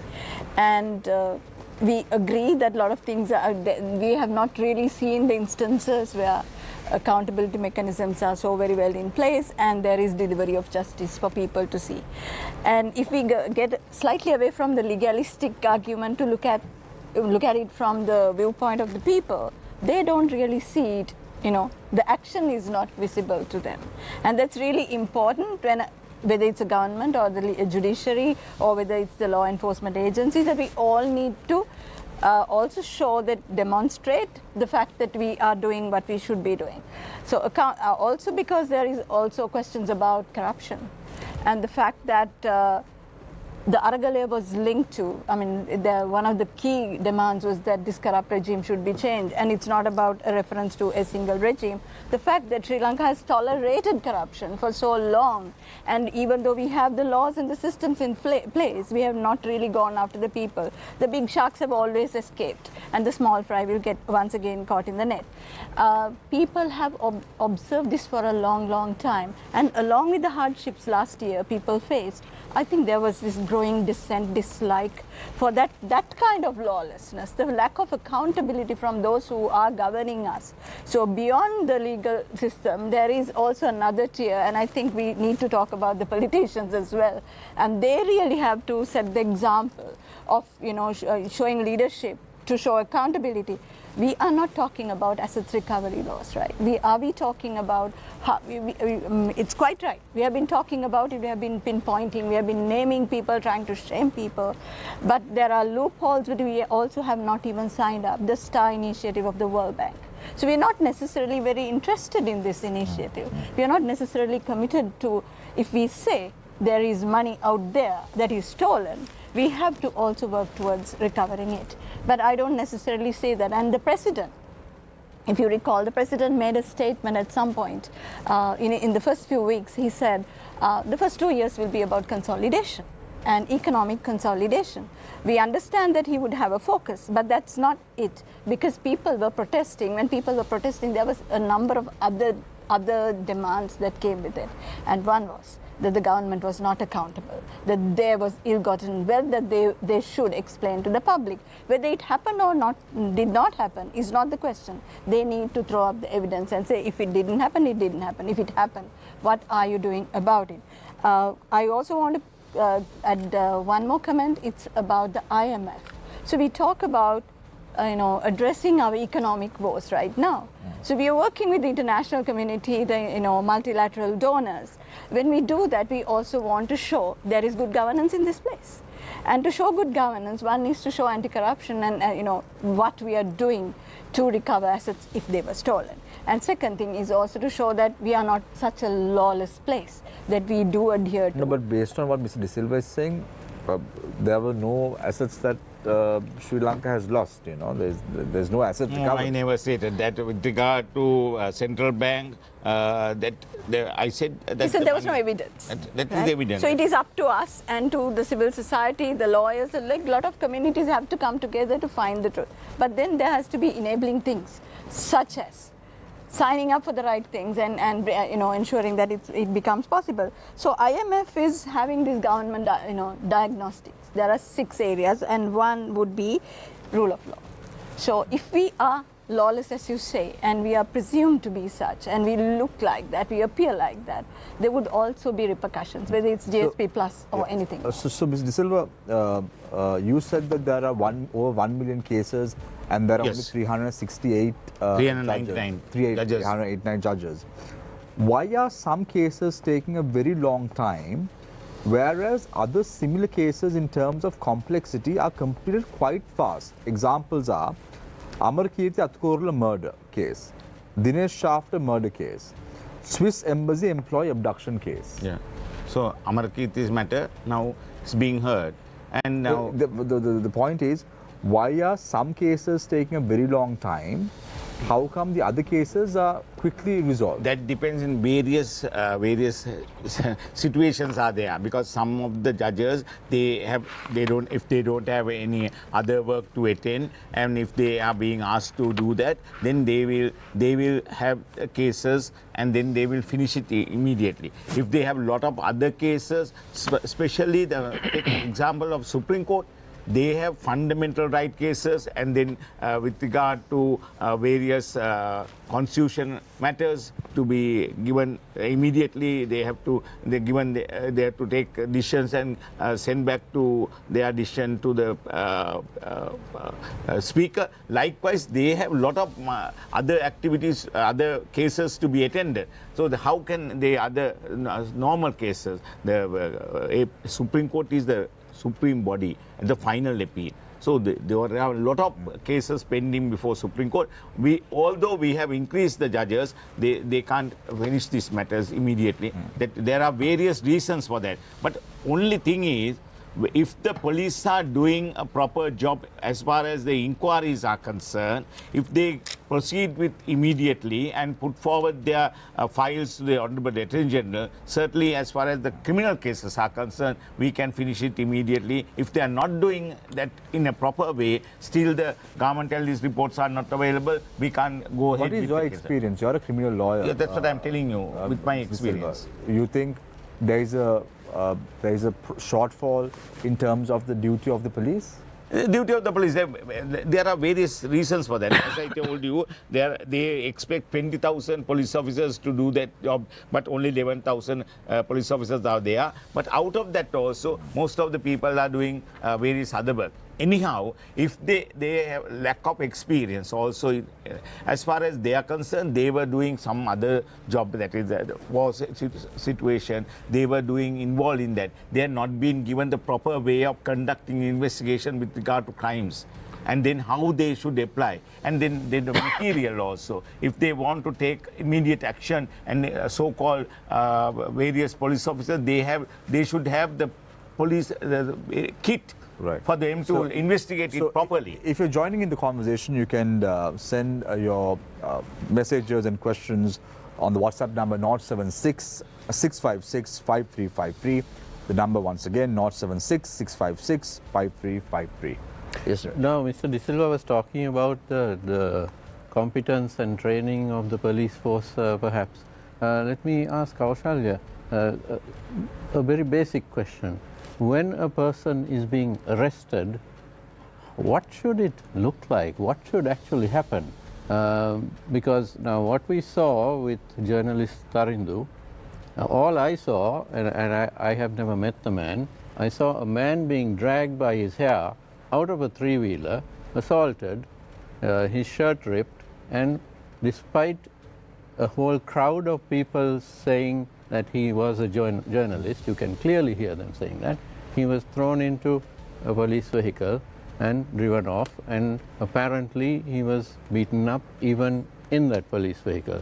So what is the proper procedure, and how should a citizen react in when he or she is actually properly placed under arrest?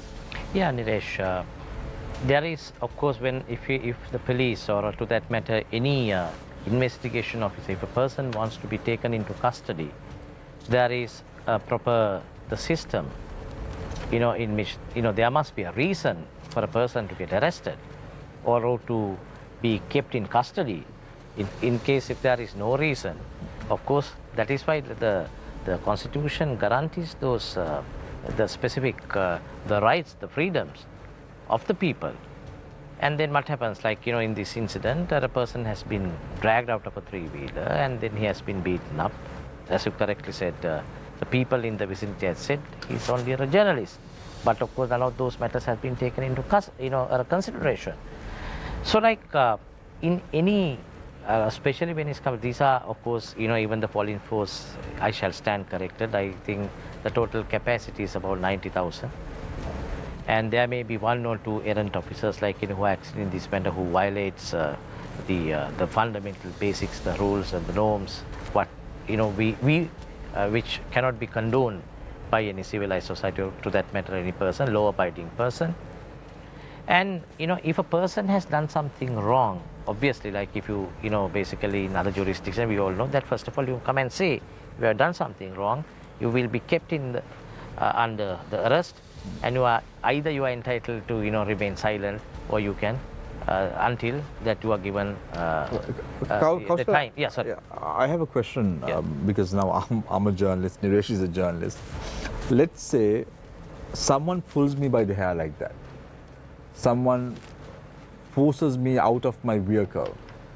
What sort of self-defense activity can I engage in? I think you are just asking some of the questions. If I say this in public, thereafter I do not know how I'll be kind of. No, because we've no, seen- I'm just, Kaushal, I'll tell So we you a have classic a right example. to self-defense. Because Kaushal, I can tell you a classic example. There was an incident in Sri Lanka. I don't know whether it was in Maharagama or Nugegoda. A police officer was trying to play wrestling with an individual. He was jumping on the fellow's body. I don't know whether you remember. yeah. Yes. certainly. Kotta. Yes. Kottava. Kottava. Not only that, we distinctly remember this incident. That is why So we say. what can I do? Now, No, when, I when mean, I you am are- being dragged by my hair, I don't think I can just wait. Self-defense is there. Self-defense is there. So you can do whatever you want if it is properly. You can say, he is trying to do that, not trying. If he has done something, and you can do whatever you want. Actually, Because it's I think the two seniors here will correct me, but I think what should have happened is that the three-wheeler, if it was stopped, then the police officer should have gone there, informed him of the reasons for his arrest, Yes, and asked Exactly. him to get down That and is to how it surrender. should. and to surrender, and told him, "I'm arresting you and get down." Yeah, and to Now, surrender. if he refuses to get down, then an element of reasonable Force forces can be used. But here, obviously, none of that happened. None of that happened. So that's where that's Because Sarat Fonseca was also, Yes, how yes, he was yes. dragged from his residence yes. in 2010 elections. Yeah, But certainly. you are So- talking about Sarat Fonseca. What happened to our judge Mahanama Tilakaratna? He was saying, I was there with him, and after recalling the warrant, when he went to his residence, the big police officer came from CID and Mr. Shaw Vikramasinghe, and he came and said, "Damn, I am not going to accept this particular order given by the magistrate. I will take him into custody." So, what action we can take? The action we took was we went to Supreme Court and filed the fundamental right case, and Supreme Court held the famous case that the violation of fundamental right is there. So that is why the Pujit Punya de Silva and Shaw Vikramasinghe was they were awarded, they were asked to pay money for the our judge with regard to fundamental right case. Yeah, and if I may just add to that, now in that case also, here you have a judge. Who has got whose an arrest warrant has been suspended, and the police officer walks into his residence and arrests him. I believe in front of lawyers also. Yeah, I was there. Lawyers also there. Now, there was no internal mechanism in the police department to deal with that aggression. He had to file a fundamental rights application. So in his case, he was a judge, he had the support of the lawyer, and he went in. But what about the countless others? Right? Tarindu, again, we are talking about Tarindu because he's a journalist. But there are so many people whose hairs have been pulled, legs have been pulled, all sorts of things have happened, but who don't have the capacity, wherewithal, and also the energy to fight these battles. And that is and again, I mean, these are questions that we need to ask about lawlessness. These are things that contribute towards lawlessness. So why isn't the rest of society sort of joining up with them and supporting them on that? So I think we are mainly concentrating only on the police and few other things. If you look at it in the recent past, I think there is a video clip that is circulating in the social media. A mother had admitted her infant baby to a hospital. I'm not pointing fingers at anybody. And the child died. At the post-mortem, it was revealed, I think his kidneys have been removed. Yes. Kidneys have been removed. I think an explanation has been given by another person after about a couple of days. I think explanation is worse than the offense. And these are matters where we had to take, a lot of, the public attention must also be drawn to these matters as well. And why are we, concentrating only on this? And there was another incident where a teacher, I think you can see, she was complaining. Whether there's, these facts are right or wrong is a matter that will have to be kind of tried out, before a court of law. But at least this system must be put in place. If you have a system, the structure is in place, I think no one will, people will, get scared to flout it. And now, but when you look at it in our system, in our society, as I correctly pointed out, people, they just, they violate, flout the law at their free will, starting not only from the top, even among these segments in the society also there is this issue. So these are also matters, I mean, Desham, I'm just trying to open up some discussion on this. These are also matters which we must pay enough attention, otherwise, imagine what will happen. So Kausha, I have a question from one of our viewers. Rather than going backwards and having more and more reflective accounts of the past, what are you planning to implement in the future to bring about the changes that you envisage to achieve as the BASL president? As far as the Bar Association is concerned, now we have set up few subcommittees.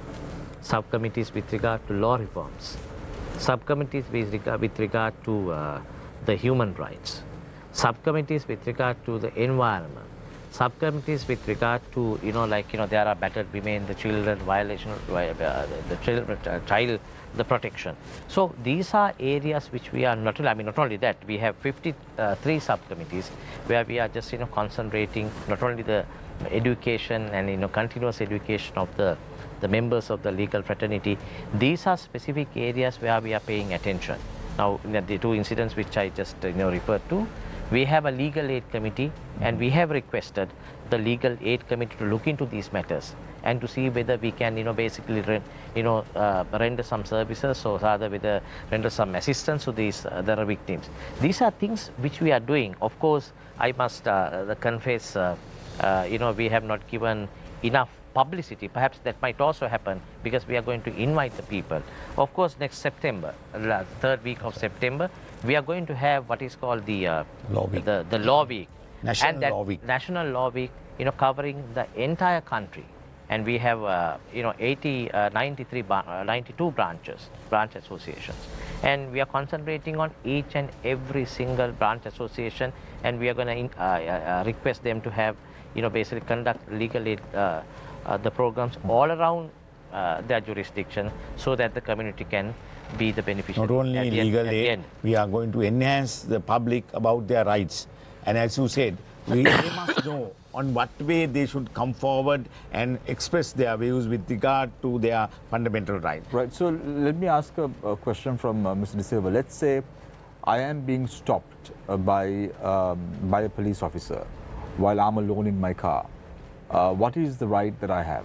As I said, Mr. Hizbullah has clearly stated what steps police should take. What They steps come. must I take? No, Now, firstly, I'm inside my car. That's why as you can be journalist. there. And as no one else is around. No. There are 3 or 4 police officers. Yes. And I'm inside my car. So, What must I do? no, you wait till they come and show their identity card that they are police officer. If they are in uniform, of course, you must know that they are police officer. How many people are? No, that's what I'm telling you. The believe is a different matter. If they are having the uniform, they must come and show their identity card firstly. But if they say we are police officers, then what is the offence you have committed? Alleged offence you have committed. If it is a motor traffic or some other incident, then they should inform you about that, and we want to take statement. Then you can say, I will follow you, and I will come to the police station and give a statement. But if they say that we have a arrest warrant and we want to arrest you with regard to the particular offence alleged to have done by you, then of course you have to adhere to that. You can't say, I am not coming, you go and do whatever. No, you can't argue that. You can't say, I'm Dilshan. Yeah. I'm Shamil, I am doing this You know what I'm Raise the Nation program. You can't do that. I will next day, I will go. My question is, you can't do that. No, because now we were talking about, he just said fix and frame. And suddenly what came to my mind was, we are journalists traveling on our own in the night. Now, I finish the show late in the night. When I go, I am usually stopped on certain occasions. So if you have the identity card, you can say not the journalist identity card, but if you are a citizen and if you say that I am working with... No, but now you said that identity card is not required. No, that's what, to safeguard you, I am talking. When you go to the Supreme Court, you can argue with that matter. Beforehand, you have asked simple questions. So let's say the police say that they want to check my vehicle. Yes. What am I supposed to do? So what is the charge? What is the alleged offence I have done? Merely because there is a message that you are travelling with because some... now, Mr. Tisa, you are making me scared as well. You said now this Anuradhapur incident. Example. Now I am all scared. What if they put a packet of heroin inside my car? They can do that. They can do that. They are doing it also. But They're doing it also. They are doing. That's why their own police officer had been charged for that particular offence. So they are doing. But you have to be very careful of that. When you are talking with them, you politely talk with them, because at night you can't argue that whatever also. They will come out very unnecessary, unwanted allegation. But anyhow, if they are cussed, and then if they're doing wrong thing to you, and then of course then you can say, no, I am not going to adhere to that. I think Nish, like if I just add one little thing. To that matter, not only a journalist, to that matter, any citizen in this country, they are entitled to know why he's being stopped and what is the charge that is leveled against him. And of course, in terms of the police ordinance, mind you, police is vested with certain powers where they can even without a warrant, they can even walk into a house of a person on a suspicion of some, committing some wrong or whatever. So therefore, police has certain powers. I'm not saying no. But of course, if the power has been abused, certainly you have, recourse to the law, and certainly your rights could be vindicated before a court of law. So those are matters, certainly, certainly yes. If when I say that I'm a lawyer, if I'm stopped and I say, sometimes I might show my identity card, and with the passage of you can see that certain professionals are not given due recognitions, and they say they were not entitled for certain privileges. And perhaps even the journalists as professionals, they may say that. I do not know, I'm just just hypothetically I'm just mentioning. So therefore, but of course you are entitled to know why you are stopped.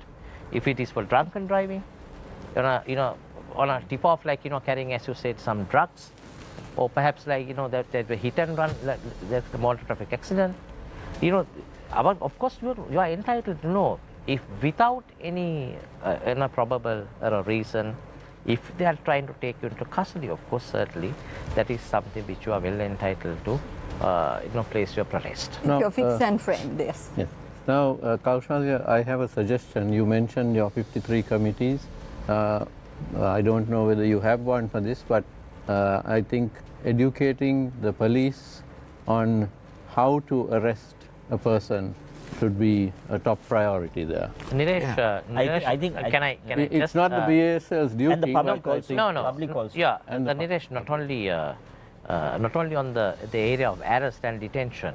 So trust me, like, we have started a program even when, I think back in 2018 when he was the president, we set up a special committee, the police, the law relationship committee. Of course, certain members of the profession who are in the police force have been, named as, members of this committee.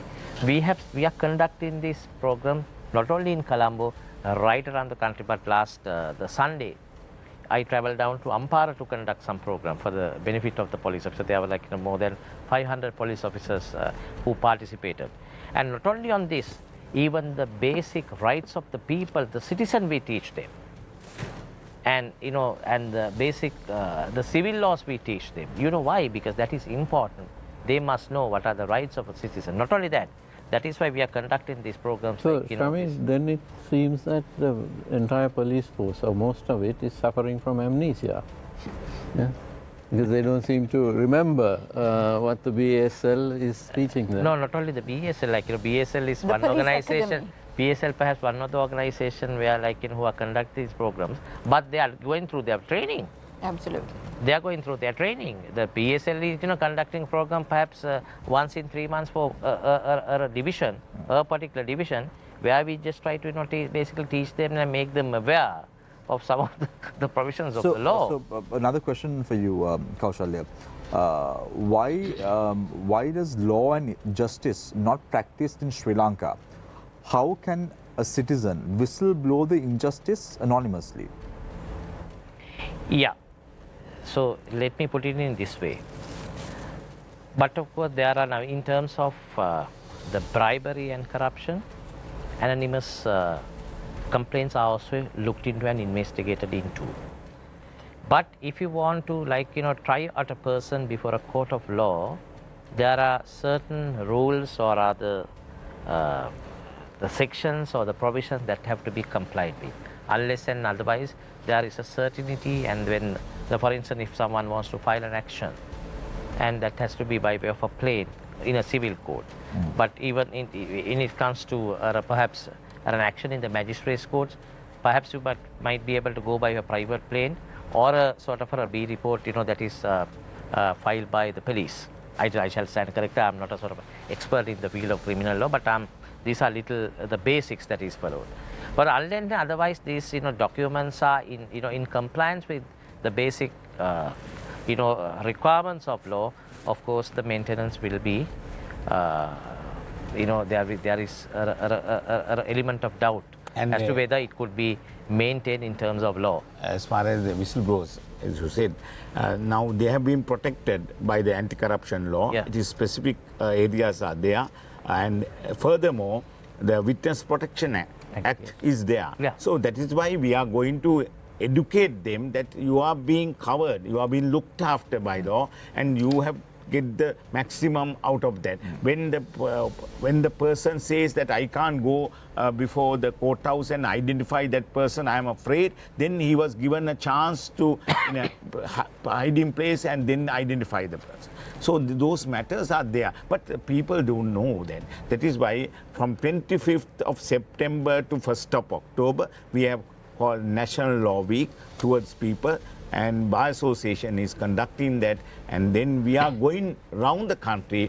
to enhance their knowledge, and we are helping them to come out with their problem. Not the general public, even the state officers, the school children. That's right. Like, we are just trying to cover up each and every kind Every of area. So I would suggest to you, Kaushalya, that the BSL also invite the area politicians, including the MPs and the provincial councillors, and please keep a tab on how many you actually invite and how many show up, because we'd love to publish those details. Even if they show up, Yeah, that is, and if they showing fall up, of asleep, course. then it won't. Yes, and how many fell asleep would be also be relevant. But I'm sure this is not boring enough for Instead them to of fall asleep. asking politicians to come to our institution, what we are going to do is we are going to educate the government servants. So they are very important. Even the politicians, they adhere to government servants' attitudes. So that is why we think that government servants' attitude should be changed. Because of that, already we have discussed with the Colombo, that is the Western Province governor, and they are conducting that, and with the help of Bayasose and even Ratnapura area. I was asking this question from you over and over again with regard to proving someone guilty of an offence. We saw the manner in which a politician, Chamar Sampath, went to the office of the government state office recently, and how he was reprimanding an individual, the purchasing manager or purchasing officer, and he went on to say at one point, I have not committed a crime. If so, prove me wrong or prove me guilty. And then the minister goes on to say in Sinhalese, "Horakang karanakoda hora kiya kiya horakang karanne naha." Loosely translated, those who rob don't say that they are robbing. We have to take action accordingly. What do you have to say about a statement like that made by a minister? It is an individual thing, Shamil. We have now, as we said, a lot of people are being harassed by in that way. So we have to take action with not only for that particular incident, but in the whole. We say that politicians are doing that type of thing, show off, and they want publicity. That's why he is going that. And then now, if he has done a wrong thing, what is the next step? Now he should be issued a charge sheet and then taken into custody by the police if there is a robbery or if there is a cheating matter. So they can report that matter to the police. It's a public gimmick. That's right. They want to show off the people, our people also. That is, they are going behind the politicians with the cameras, and what they do, they publish. So you were once a advisor to the Ministry of Justice, right? Yes. Are you still? Still, in the sense, I was appointed to the Rehabilitation Bureau as a chairman. So now I am looking after that institution. So what suggestions do you give the minister? I want to ask the way forward now. No. I want to give all four an opportunity, but I just want to ask. We have Rehabilitation of whom? Let's clarify. Anybody. Now, according to the new act, not only these drug addicts, but the law provides some in other areas also that the rehabilitation can be done in the particular way after the court gives the permission. So we have arranged that way. What are the suggestions that you have? With regard to what? With regard to the lawlessness in the country right now? Lawlessness means that if they are doing some wrong thing, if the politicians as well as the police officers and other government servants, immediately you have to take action and show that they have committed some offense. Otherwise, if they have no proof, merely because you have suspicion, you must not give publicity and say that they are not doing a wrong thing. Now, for example, the bribery cases which were withdrawn by the bribery commission, I saw the politician, a famous politician, he has come out and say, so now he is not stating how many cases have been instituted. So because this is the matter where Supreme Court has decided all three commissioners should sign the indictment. Because of that, they have withdrawn it, and now they are filed in these matters. Out of 75, 64 to 65 matters have been reinstituted. So that they are doing it. No, they are not giving the publicity for that. But sometimes, Mr. De Silva, there are instances in which reports are made and reports are submitted, but respective ministers have not acted on these reports. That's right. So I can give a classic example. The 9th of November 2012, for an example. Do you remember that day, Mr. De Silva? The Balikara prison riots. Prison riots where 27 people were dead. And 40 were injured. Now it's been nearly 11 years. Why the case has been filed against two police officers. One is a police officer and the other one was the remand officer, prison officer. So there was a case before High Court, And there was a conviction. conviction as well. With regard to, let's say, the Lessons Learned and Reconciliation Commission report that was published, It was not done properly. So though there is a report, it's a comprehensive report. I must say the present president also should go into this matter and he should do it. But anyhow, I must say that already he has taken several actions by appointing Mr. Mahesh Katulanda for various commissions, committees with regard to the suggestions made by that. when you say public gimmick, Mr. De Silva, I just recollect recently this president's all-party conference. That was also part of this. No. He genuinely asked the people to come forward. But he walked out when the minority parties That's, were. of course, those are politicians. That's what they are doing. That's They also want- public gimmick. That's what they I don't know. I'm asking you, No, Mr. De Silva. it's of course you have to ask from them individually why they have No, gone. because for Chhabar But Sampat's case, you said it's a public gimmick. so when the president is doing something, you when I can't say. saw it, I realized that is my opinion. So Presidents, likewise, you don't think you don't have an opinion. President have clearly stated, you all must come forward and we jointly do some work to some extent, some period of time. Thereafter, we'll go separately and contest election. So that's what he is waiting.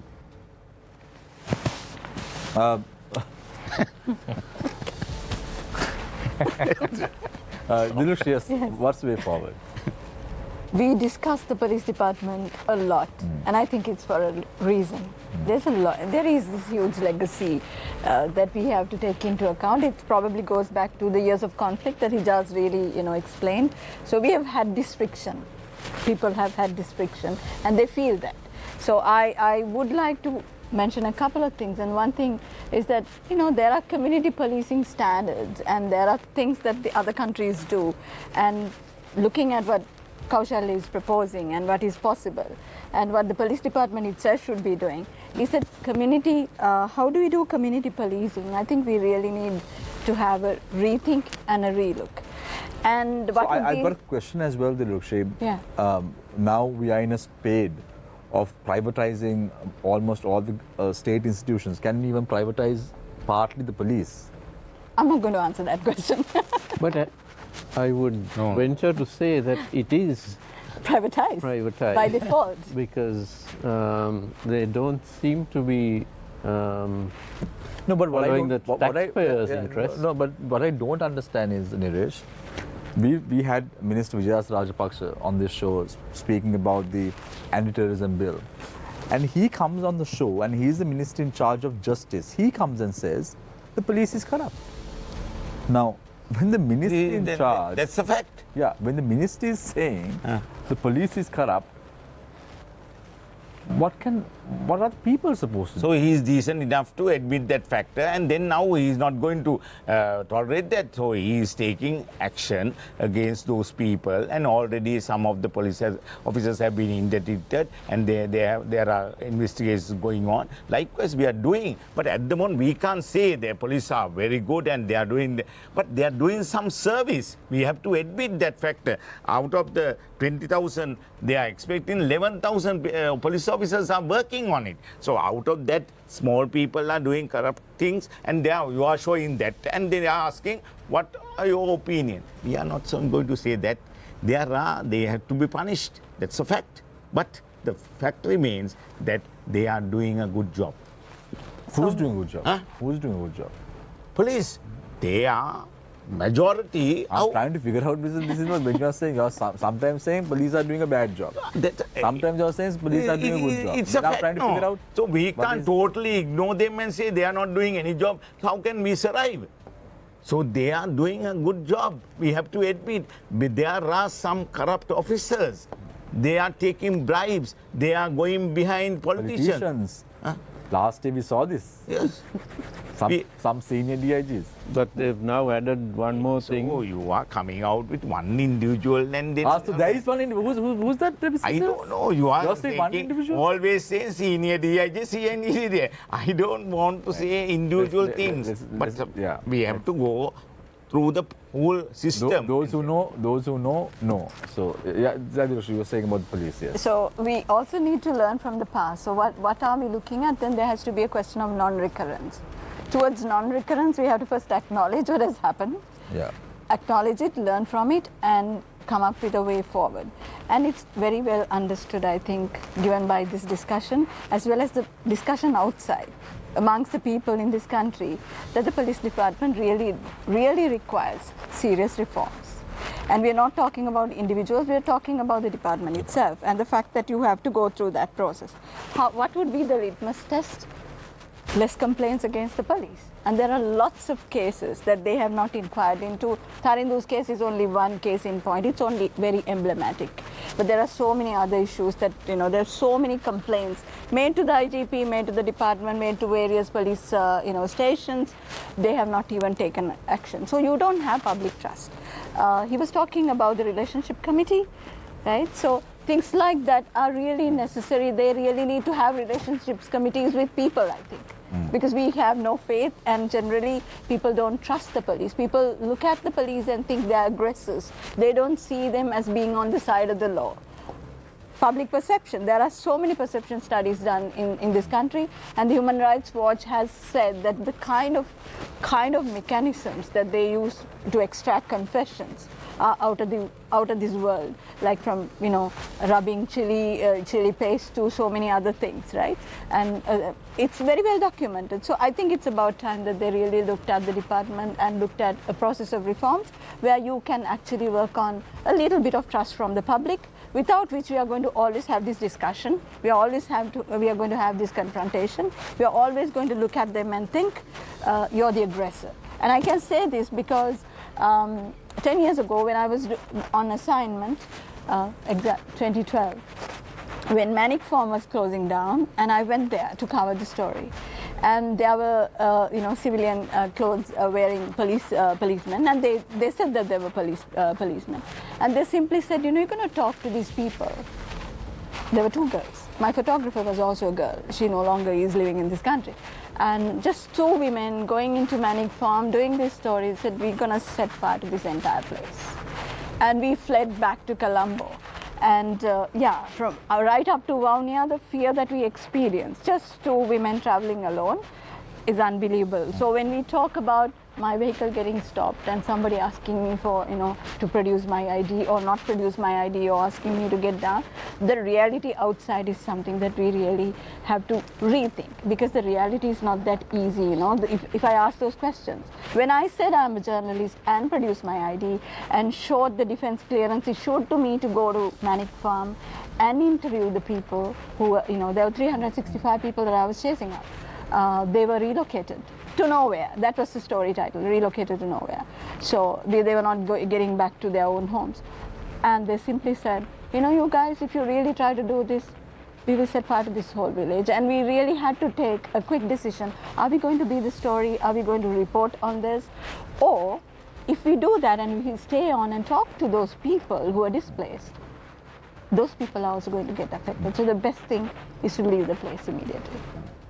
Kaushala, what are your closing remarks? I of course, would like to just express some of my little thoughts on, the way forward. As far as my profession is concerned, as I said, the Bar Association is instrumental in setting up these committees, and where we are carrying out our obligations towards, as a profession, as professionals, towards the community, as for the benefit of the entire nation as well. So that's why I said educating these specialized forces, not only the police. We are in the process of conducting some programs for the other tri-forces as well. Mm-hmm. Because as far as the police is concerned, you would appreciate, as I said, they are the people who are vested with a lot of powers with regard to the civilians. And those powers cannot be exercised by the other tri-forces. So therefore these issues will be recurrent, and we have to take proper steps to see to it that it is minimized at the minimal level. So that is we have a duty in that context as a legal profession and a legal body as a Bar Association to educate the members, educate the civilians, our citizens, plus the other stakeholders, so that we can have a violence-free society. That is number one.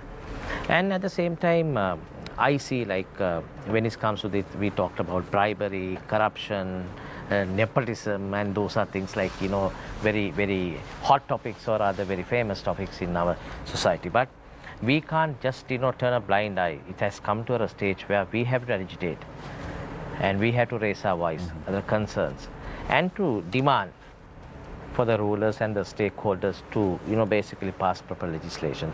And even, not only that, even the constitution, perhaps that is something where we might have to, you know, basically take those matters within the realm of the law.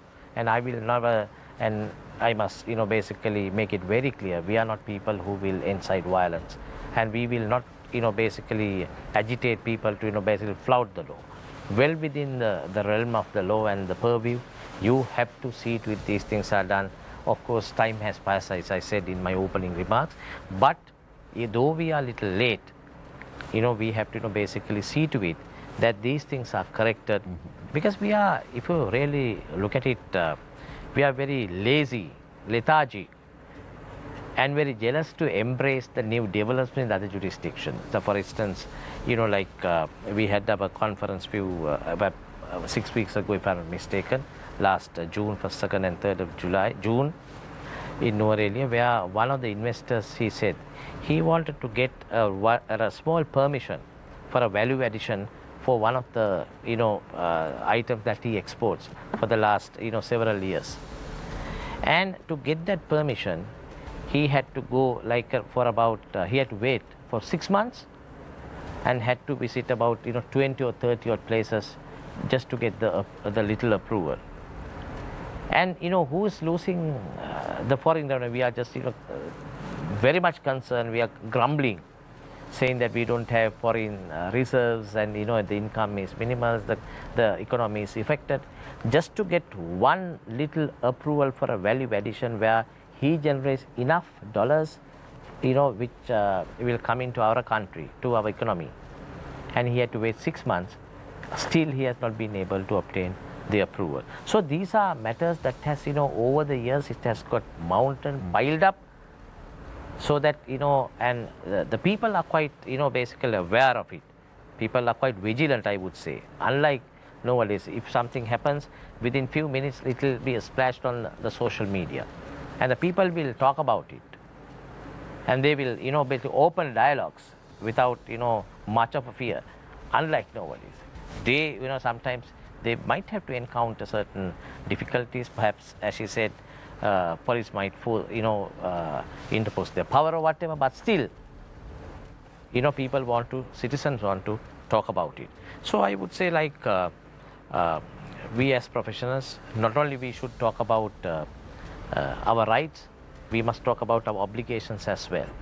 And that is, you have to strike a balance between your rights and the obligations, so that I want to be a bit more pessimistic, and to say that, you know, we have to, we as, you know, and you are a member of a profession, we are a member of a profession, all of us, I think we must get together and, you know, basically be the driving force and the force to, you know, basically have these little things corrected, so that perhaps in few years down the line, our next generation might have a better society and a better country than us. Attorney at Law, Hijaz. I mean, there has been focus a lot on the police, and like Mr. Navaratna said, there is the question of justice and injustice is much broader, even going on to medical negligence and all of that.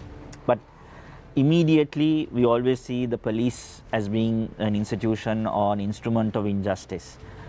I mean, the Minister of Justice coming and saying the police is corrupt is not something to be shocked about. I mean, police is corrupt all over the world. But what do we do about it?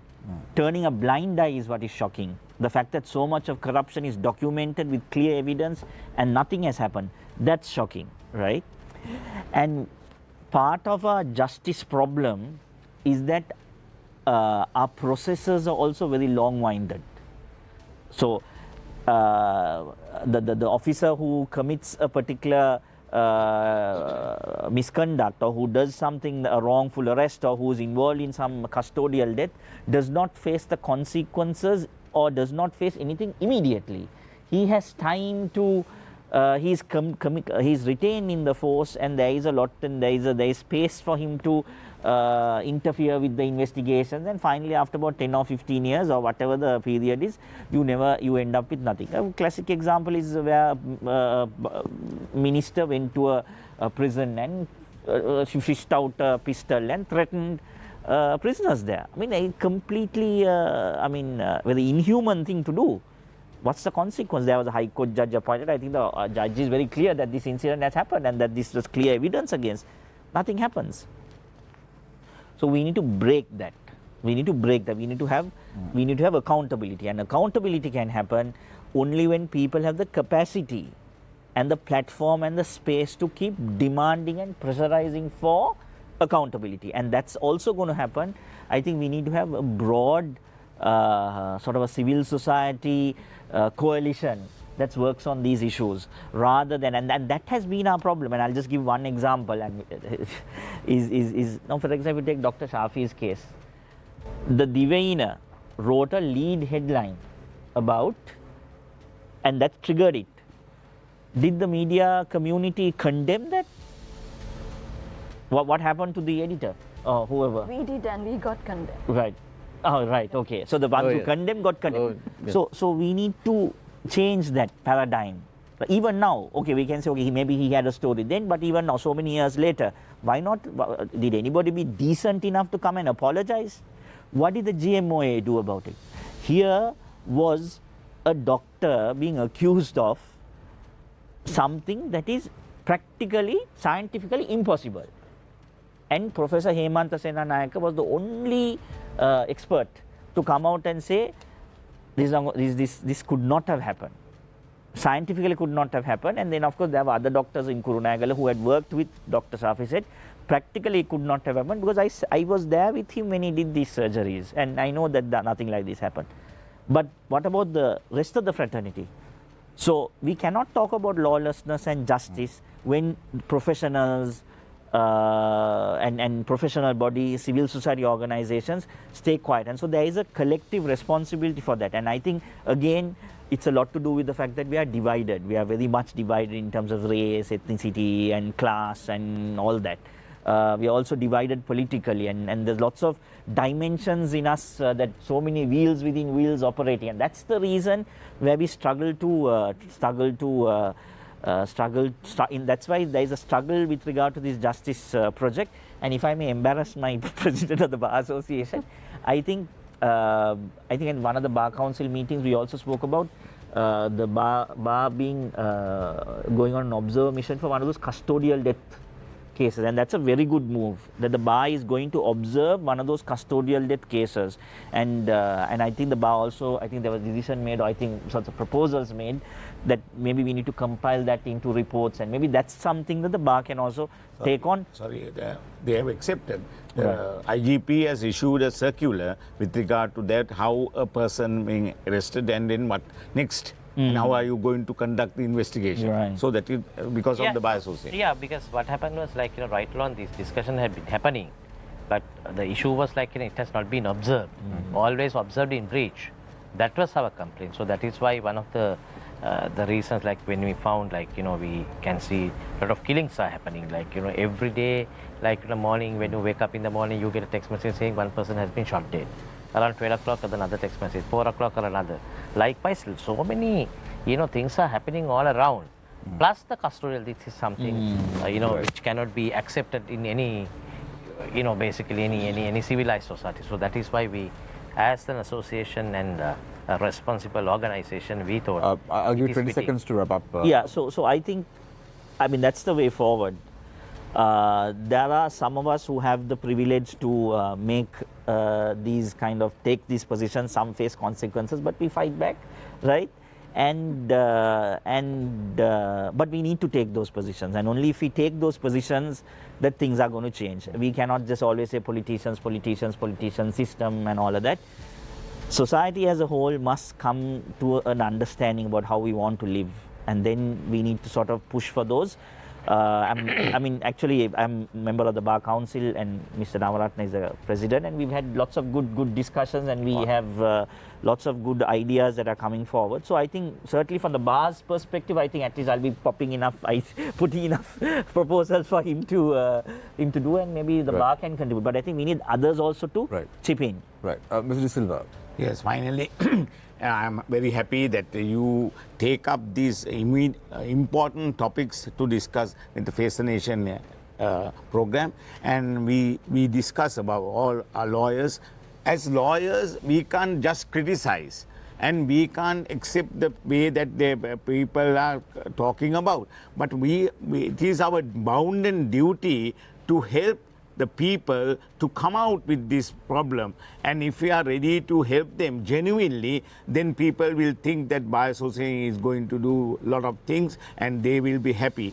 So I am happy that Mr. Navaratna appointed me as chairman of National Law Week Committee, and we are going to do what we discuss here.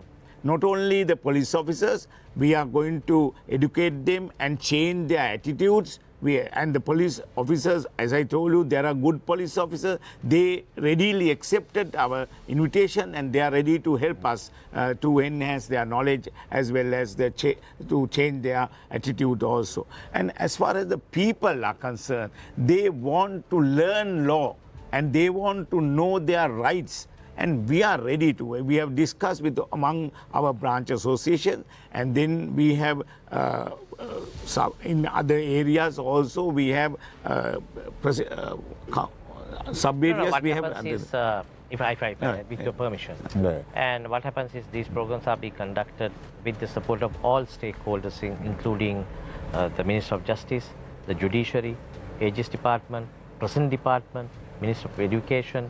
Likewise, we are going to look into, basically, it is not only this time, even in the past, that is how it has happened. So we will continue with this program. So we are ready to do so, and we will be doing it in future also. We feel that if we are going to do it in a proper way, people will understand, and then the corrupt people will fade away, and then they are not in a position to come out and do whatever they want. And because of this particular act, it is clearly stated that they can be charged at any time, and whistleblowers are being protected. And at the same time, we say we are ready to do whatever we want and whatever they want. And we think that, to conclude, I must say injustice anywhere is a threat to justice everywhere. The Martin Luther King Jr. said. Before you say something, I thought, Mr. you have taken over my role today. Yeah, because I saw every time you are taking up these points very good, and I thought I would participate for that. Thank you very much, Mr. U.R. De Silva, President's Counsel. It's always a pleasure to have you on board. Attorney at Law Dilush Handuneti, Director of the Centre for Investigative Reporting, Attorney at Law Kaushal Navaratna, President of the Bar Association of Sri Lanka, as well as Attorney at Law Hijaz Hizbullah, for joining us this evening on Face the Nation. Thank you very much, Niresh Ilithambi, who's our senior journalist, joining us this evening on Face the Nation. I leave you tonight with the quote, as I always do, despite the fact that Mr. De Silva took over my role at the latter stages. Injustice and lawlessness is the greatest terror a government can ever enforce on its own people. Take care and good night.